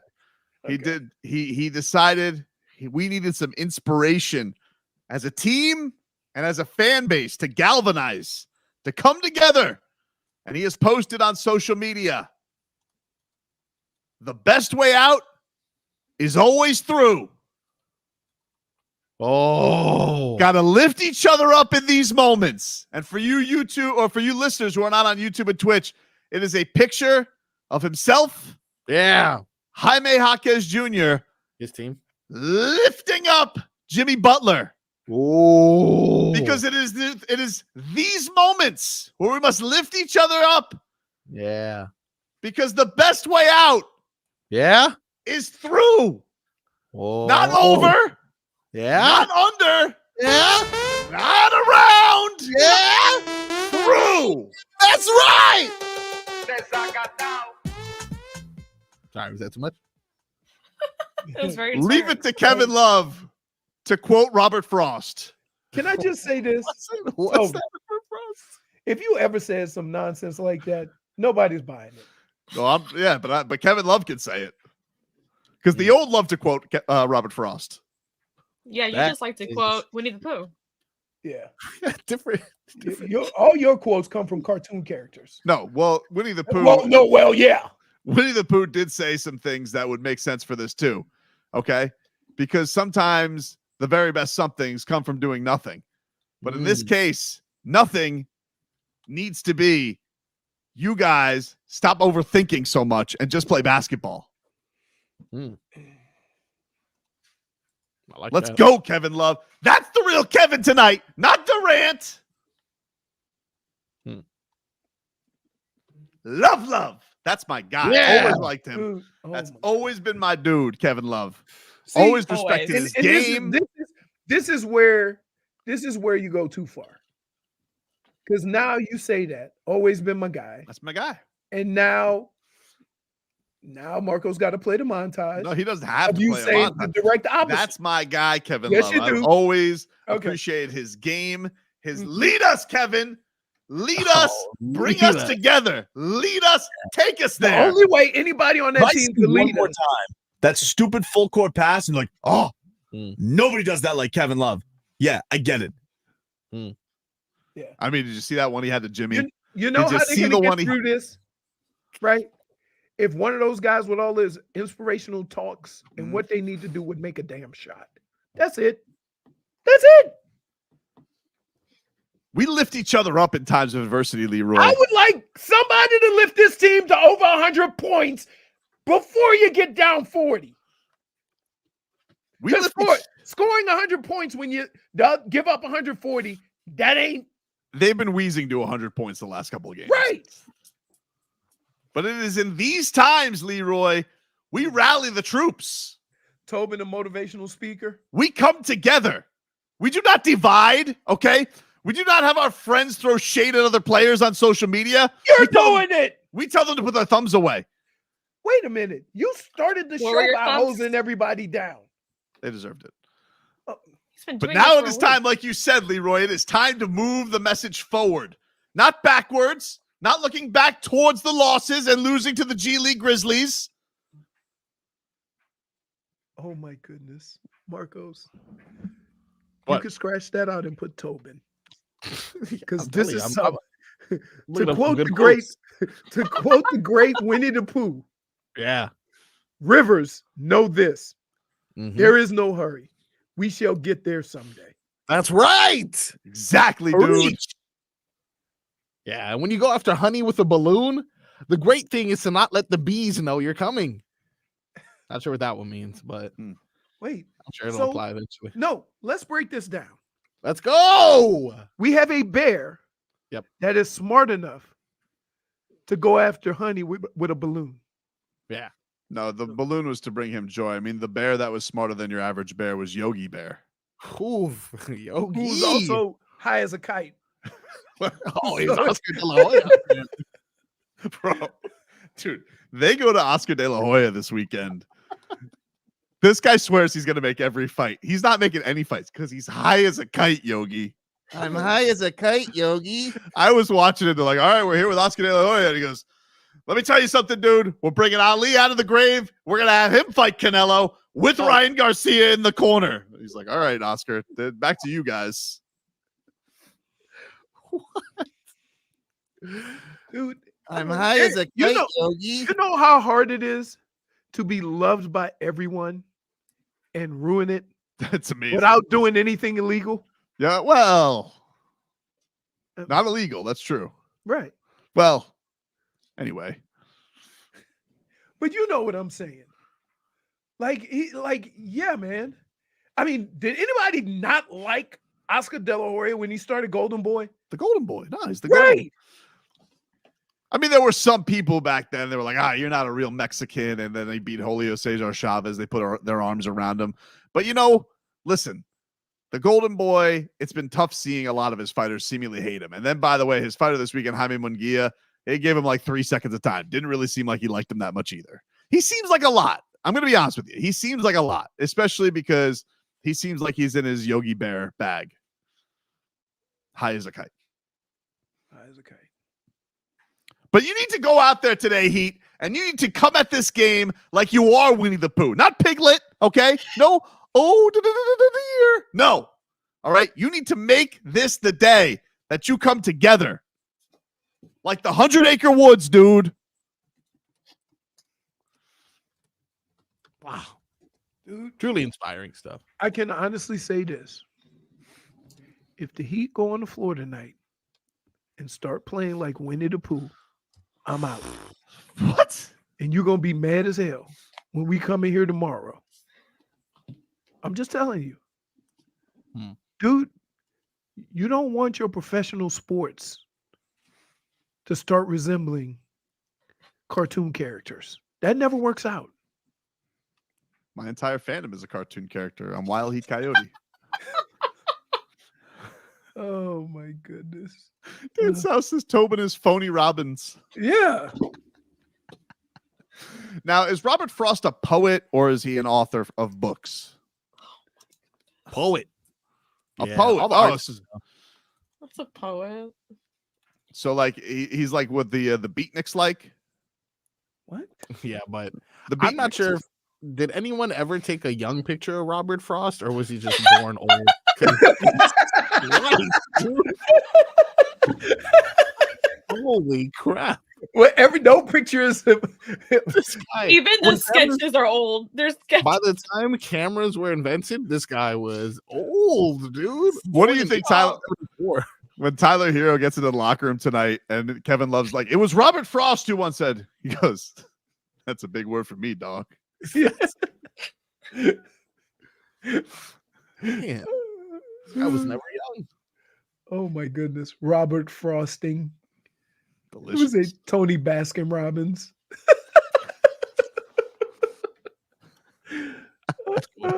Dude, what are you doing? You're like, first of all, stay out of motivational speaking. Why? You really should. Because again, all your references are cartoon creatures or characters. Let it go. Nobody's gonna nobody. Right? If you ask Tyler Hero, does he know who Winnie the Pooh is and Piglet? He has to say yes. No. There's JP, just no those way. guys- no, Winnie the Pooh. Winnie the Pooh. There's They quit no showing. way. That is Really? probably one of the most famous bears there is. Okay. Yeah, you got I maybe think never more seen an famous bear than episode. Tyler Hero would be Kung Fu Panda. Ooh. Oh, did you see Kung Fu Panda 4 is coming out? So Yeah, I it's did see Despicable that. Me 4. Ah, man. It's Yeah, going to be a how good are summer they for the still Tobin making kids. movies? Huh? Going to be How a are good they summer still for the making Tobin movies? kids. Yeah, good luck with that, Tobes. Well, no, you listen. Not for nothing, folks. You're gonna know when Tobin takes his kids to see it. Because he's gonna be in here talking like him the whole next day. He's gonna have a review the next day. Oh yeah. With full accent. I like it. Looking like Gru? Looking like Gru. What is a famous Kung Fu Panda quote? That's good. That's a good point, They man. have Maybe we very should wise saying in these cartoon characters, so Yeah. That's true. That is true. I feel pretty Speak for the inspired adults. and pumped up right now. Yeah, there has to be something in there.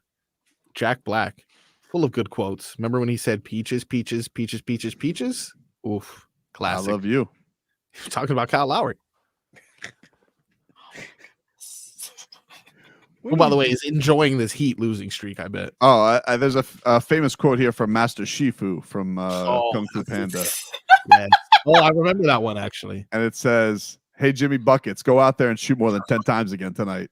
I don't think that's how he said it. It says that, dude. Go look it up. I swear to God, Master Shifu, he said that. Uh-huh. But he did say, look, this is a real quote that applies. This is to- actually yeah. Okay, go. if you only do what you can do, you will never be more than who you are.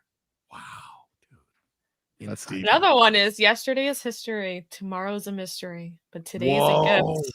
That is why it's called the present. Damn, dude. Shifu. There is no way in hell Kung Fu Panda said that. No, Master Shifu did. Oh, okay. I was getting ready to say Yeah. he was a buffoon for most of the movie. I've never seen it, so I don't know. Really?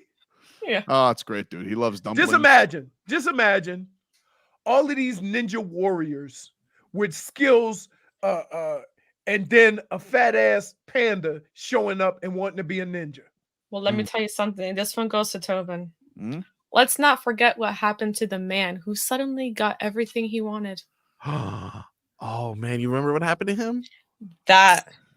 No, we don't, because he disappeared happy as hell. Yeah. Plus, I never got Damian Lillard. Okay. Yeah, the man who got everything he wanted, that's Patrick Mahomes. Yep. Or Travis Kelce. Or Travis Kelce. I would say Travis. Hey, Kelce. somebody told me they got engaged. No. Oh my Who's lying God. to you? Call Bernie. Call Bernie right now. She's Call gonna- Bernie. He's Did the insider. Did you see though? She's got to fly from Japan to make the Super Bowl. So before the season started, Drew Barrymore had actually calculated everything She calculated before the season. Why would she calculate it before the season? because she was actually sorry. No, when they started dating, my bad. Okay. And then she found a way that she can make it there on time. What's in Vegas to Japan? I feel like Taylor Swift has the resources to make that happen. She definitely does. She'll might be have- sleeping on the plane for sure. Might have to cut that third concert short though. That's what I'm like. If you listen, I'm sorry. If you're in She would just Japan have and to you make sure it starts on time. and you spend all that money on a concert ticket, and you know that your performer is trying to get back for a Super Bowl, Huh. that would suck. Or Right now- you know what makes it, it's a close second as sucking? You spend a lot of money to Dave Chappelle, somebody pulls out a phone and he leaves. Oh, okay. Time in Japan, I'm sorry, time in Vegas, 10:22 a.m. Monday. Time in Japan, 3:22 a.m. Tuesday. So it's 14-hour difference? So she just has to time travel. She's good. Yeah, Yeah, easy, basically. easy. She'll be fine. Yeah, she'll be all right. No, because If she if she chooses does to go. here, keep in mind, if she does a 7 or 8 o'clock, 7 or 8 o'clock Tuesday night performance or Saturday night performance, right?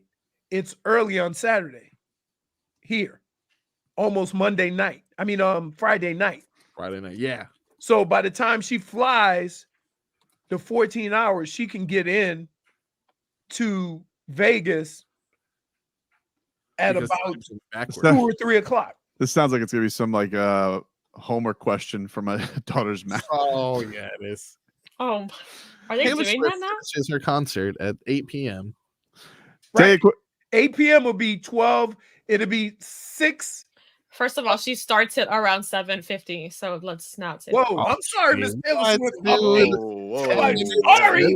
Nobody knew what the time frame was with Taylor Swift a concert. Sorry. Dr. That's why I'm Swifty is here. coming. Okay, that's why I'm here.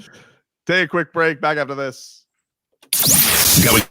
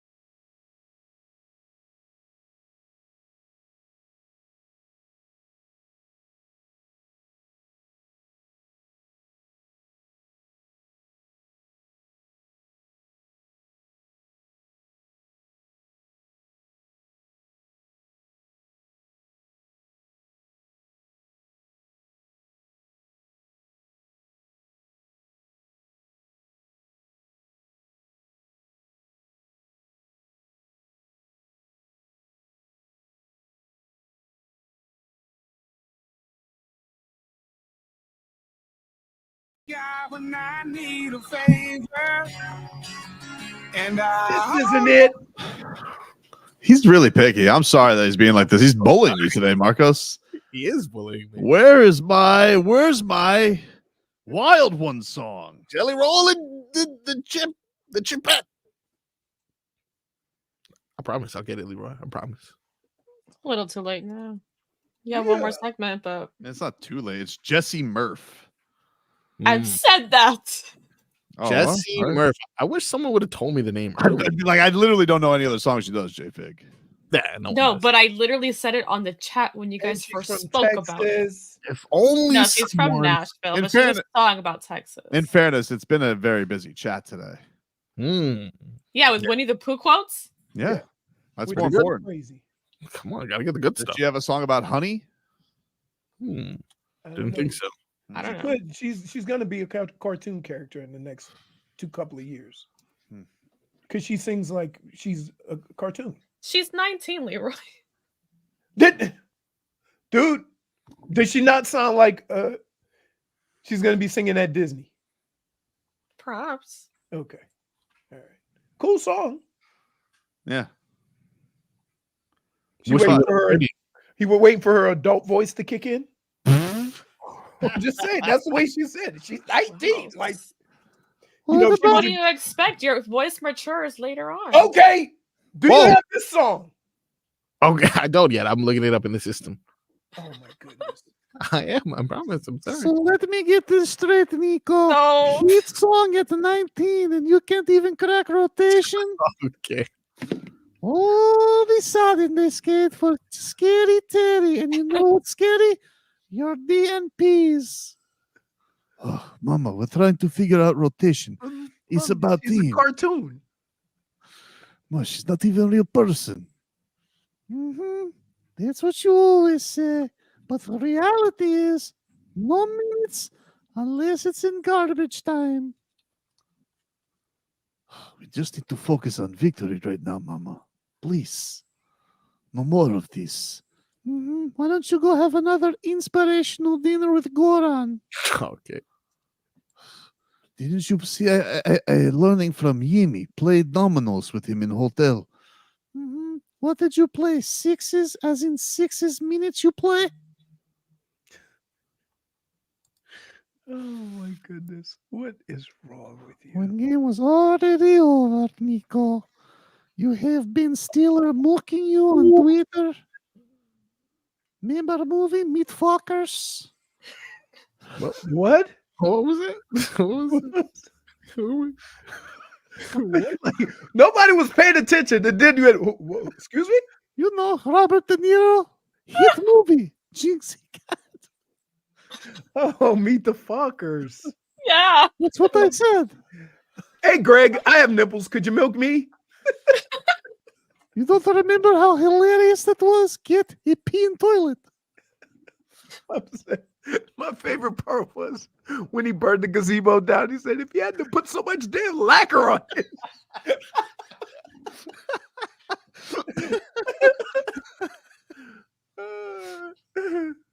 Hey, I don't know how any of us would feel.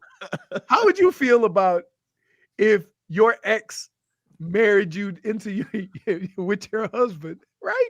You can't do that. I don't care how good a friend he is. Oh man, we'll take a break. We'll play a little All Right on No coming on up. But Leroy, what's up? You want to know something about? Tell us a little bit about what our guy Burns got going on, man. So here's what Bernie has going on, and we all know and love Bernie, and very positive guy, and he's always been that way. But after a grueling career, he's had 40 surgeries, 100 plus concussions. I got to tell you, man, he was struggling a little bit. But he realized one thing, that food is medicine, and changed what he put into his body. So he started creating wellness products, and he came and finally released Kosar Coffee, an organic coffee that is infused with vitamin D and resveratrol, which is nature's miracle antioxidant. This combination of ingredients is only exclusive to Kosar Coffee, so you can't get it anywhere else. Here's the other thing.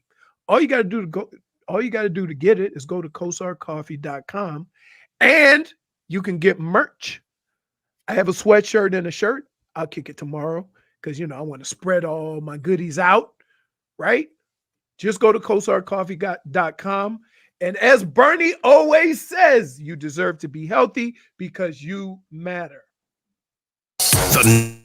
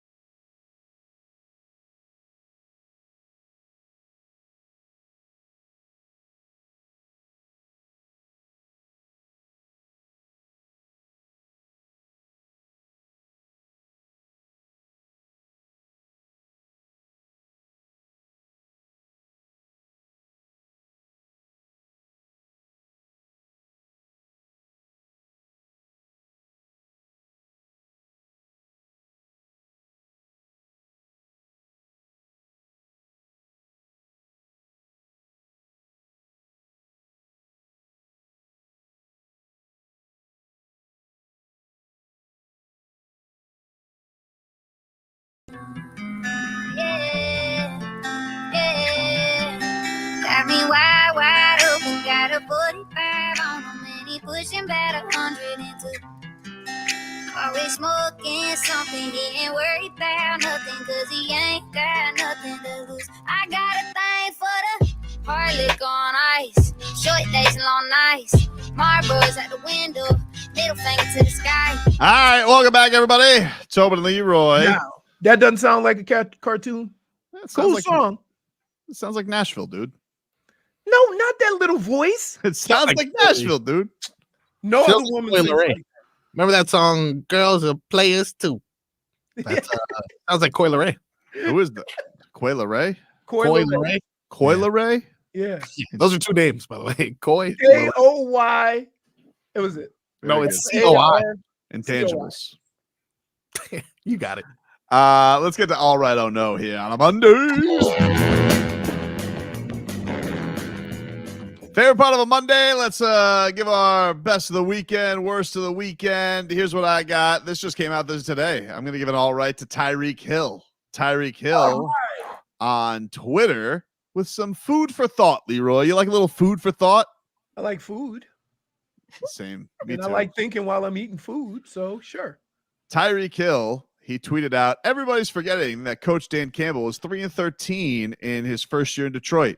I say that to say what Coach McDaniel is doing in Miami is already special, and it's understandable that expectations are high. Keep them that way. Just thought I'd share that. There you go. We, as fans, keeping it in perspective. Here, as fans, and you, and when I mean you, Tobin. What? You lack perspective. That's, dude. You do. I You don't do. like perspective. When you That's start not fair. talking about a week of bad basketball, Yeah. and they play 82 games, Not a 2 win in 2 weeks, weeks. 2 and they weeks. play 82 games, Yep. right? And everybody says every year we go through one of these stretches. You don't have perspective. Literally haven't gotten a stretch like this in 3 years, but okay.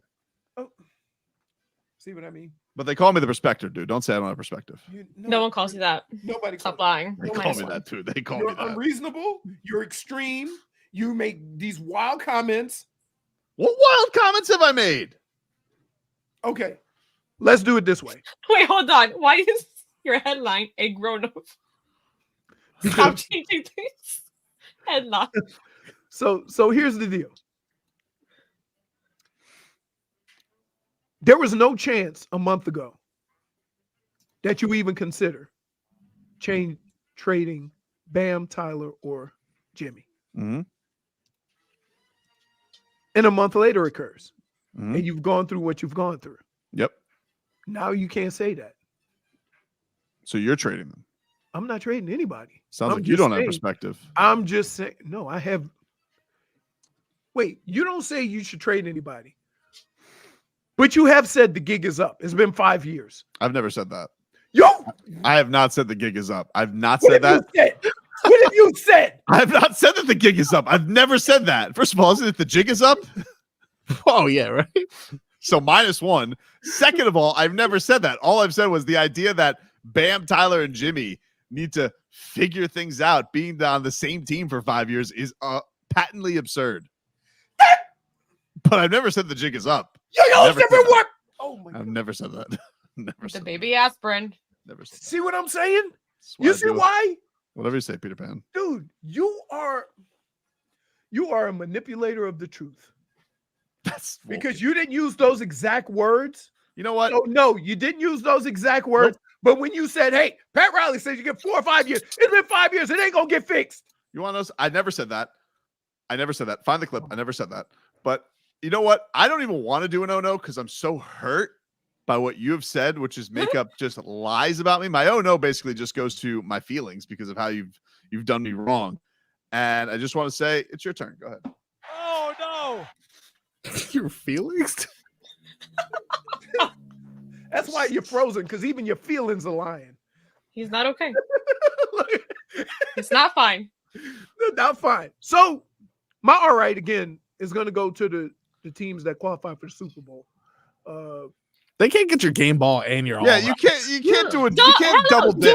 No, don't put new rules on this. He can pick whatever he wants. Oh, Y'all need a chill. all of a sudden, Big headline. Nobody else has to do JP game can balls. make up rules. Nobody else has to do game balls. I'm the only one that has to do game balls. And then I got to follow up and do the same segment again. No, Minus don't tell one me how to do it. for laziness. So now he's accusing you of being lazy. Wow. So I'm gonna go to teams that qualify for Super Bowl because I never played in it. So anytime two teams qualify for Super Bowl, I'm gonna give them a game ball. I'm gonna give them all right. I'm gonna do all that. Okay. And you just eat it. That's right, Scooby. Tell him. Whoa, Right? whoa. So, Eat it. my own no, and I know people are gonna say, "Oh, here we go." Mhm. AT&T. Oh, jeez. And let me tell you what happened to me 2.5 hours on the phone on Sunday before the AFC Championship game. My wife and my daughter wanted the cool little Z flip phones, right? Yep. I've had to get them fixed 3 times. Cost $100 a pop. So I call AT&T and say, I got to get rid of these phones, right? They say, well, the only way you can get rid of them because you still have another, month or two before you can upgrade them is to pay them off. I'm like, that's not accurate. That's not accurate at all, right? I said, that's not true. I said, so you're telling me, and I said, dear AT&T person from India, I know you're not from Cleveland and your name's not Alfred for real, okay? You go, I can take my phone as is, take it to Verizon, they'll pay it off and I can go on my way. But you, a person who I'm a customer with for a long time, you won't do that for me with phones that aren't very good. I just find it crazy that after all these problems you've had with AT&T, you have phones also with them. Because here's why. The deal, you fell for the deal. I fell for the deal. I'm Reap what always you sow. for a good deal. So, long story short, if you ever want a new answer from AT&T, just get off the phone with that person and call another person because the next person said, yeah, fine. And the whole thing with AT&T, I'm just like, enough. Dude, enough. It's ridiculous. I'm sorry. Could you say that again? I couldn't hear you. I said, well, if you were on this side of the globe, maybe you would be able to. I mean, we've talked to some other people internationally. It sounds just fine. This guy. Okay. Why do you sound different now? No. There he goes. What do you got, Jennifer? So my all right goes to Tyreek Hill also because he had no other choice but to take matters into his own hands and fire the people who filed for his divorce. All right. That apparently was never a thing. Yeah, sounds like there was a fall guy is what it sounds like. Wait, so I just want to know how this person got this idea. He really did. So what's the deal? I mean, apparently he's not divorced, and he fired Todd the intern, whoever filed Todd the the paperwork. intern wanted to stir the pot. Mr. Hill, I did it for you. You can call curtains to that relationship. What? I was just kidding, Todd. I don't know. You sounded like you were pretty fed up. I don't know. When you told me you're done with this lady, I really thought you wanted. Oh wait, he's been with her for a long time, Yeah. and they finally decided. They to finally tied the knot. They were engaged since 2021. They had a whole feature on Hard Knocks. He's giving her the football. Who was the guy on the broadcast who was like, I hope that is his significant other? They all do it. They all like. That's why when you see stuff like that, you just stay out. Yeah. What's your oh no, J Fig? My oh no, it has to go to Mr. Flowers. Yeah. Zay Flowers. Tough. Yeah, you got too cute with your little taunting, and then guess what? Karma happened, and you fumbled what could have been a touchdown. So Karma's a cat, dude. wow. Stop. I tell you what, by the time how old's Lamar Jackson? 28? He's ageless. That's how fast he is. He's 27. 27. Turned 20. He just turned 27.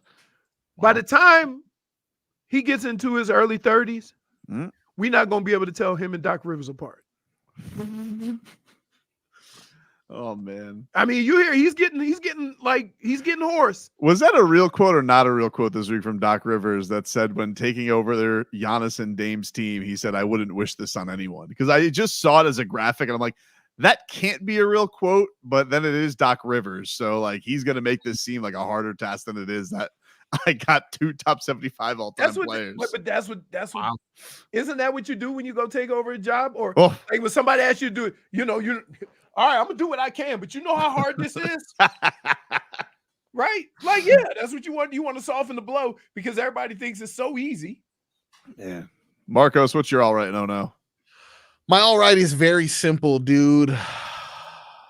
Bring Brock to the rock. Oh, Brock Purdy, you did it. You looked at everyone in the face who said that you couldn't do it, even though you had the #1 passer rating all year, even though you had the most yards per completion all year. They said you couldn't do it, even though you got like 4 more playoff wins than Tua. They said you couldn't do it. You looked at that deficit right in the face. Bring Brock to the rock. Brock Purdy gets my all right. All right. What's your oh no? My oh no brings some sadness to my heart. Really brings my mood down to see these 2 lovely, beautiful black women feuding at the moment. Not sure if you were privy to this, Tobin. I know this is your scene with all the squeezes and the no cap. Meg the Stallion and Nicki Minaj are currently beefing. What is going on? It's tough to see. I know. I have seen this beef, and it breaks my heart. You know what is it? What happened? Meg the Stallion comes out with a song in which she has a mention of or alluding to not how do I say this without saying it? There's bad things that people have done. Yeah, she's upset that the Heat's offense can't figure it out after Jimmy Bam and Tyler have been together for 5 years. For sure. And, she calls it like she sees it, and Nikki doesn't want to hear it at all. So it's just tough. Yeah. It's tough. So now there's a song out from Nicki Minaj today called Bigfoot. Right. And what that is that's about a foot in the paint. And it's just too much. Is that why I've been seeing Megan the Stallion's foot on Twitter? That could be why, because she is towing the line of leaving the Miami Heat fandom due to how they've been playing. Please stop. That's it. It's all just big symbolism as to get it together, the Miami Heat, and therefore both of those people get my own no. Oh no! All right, that's our show for today, everybody. We'll talk to you guys tomorrow. Hope you have a good day.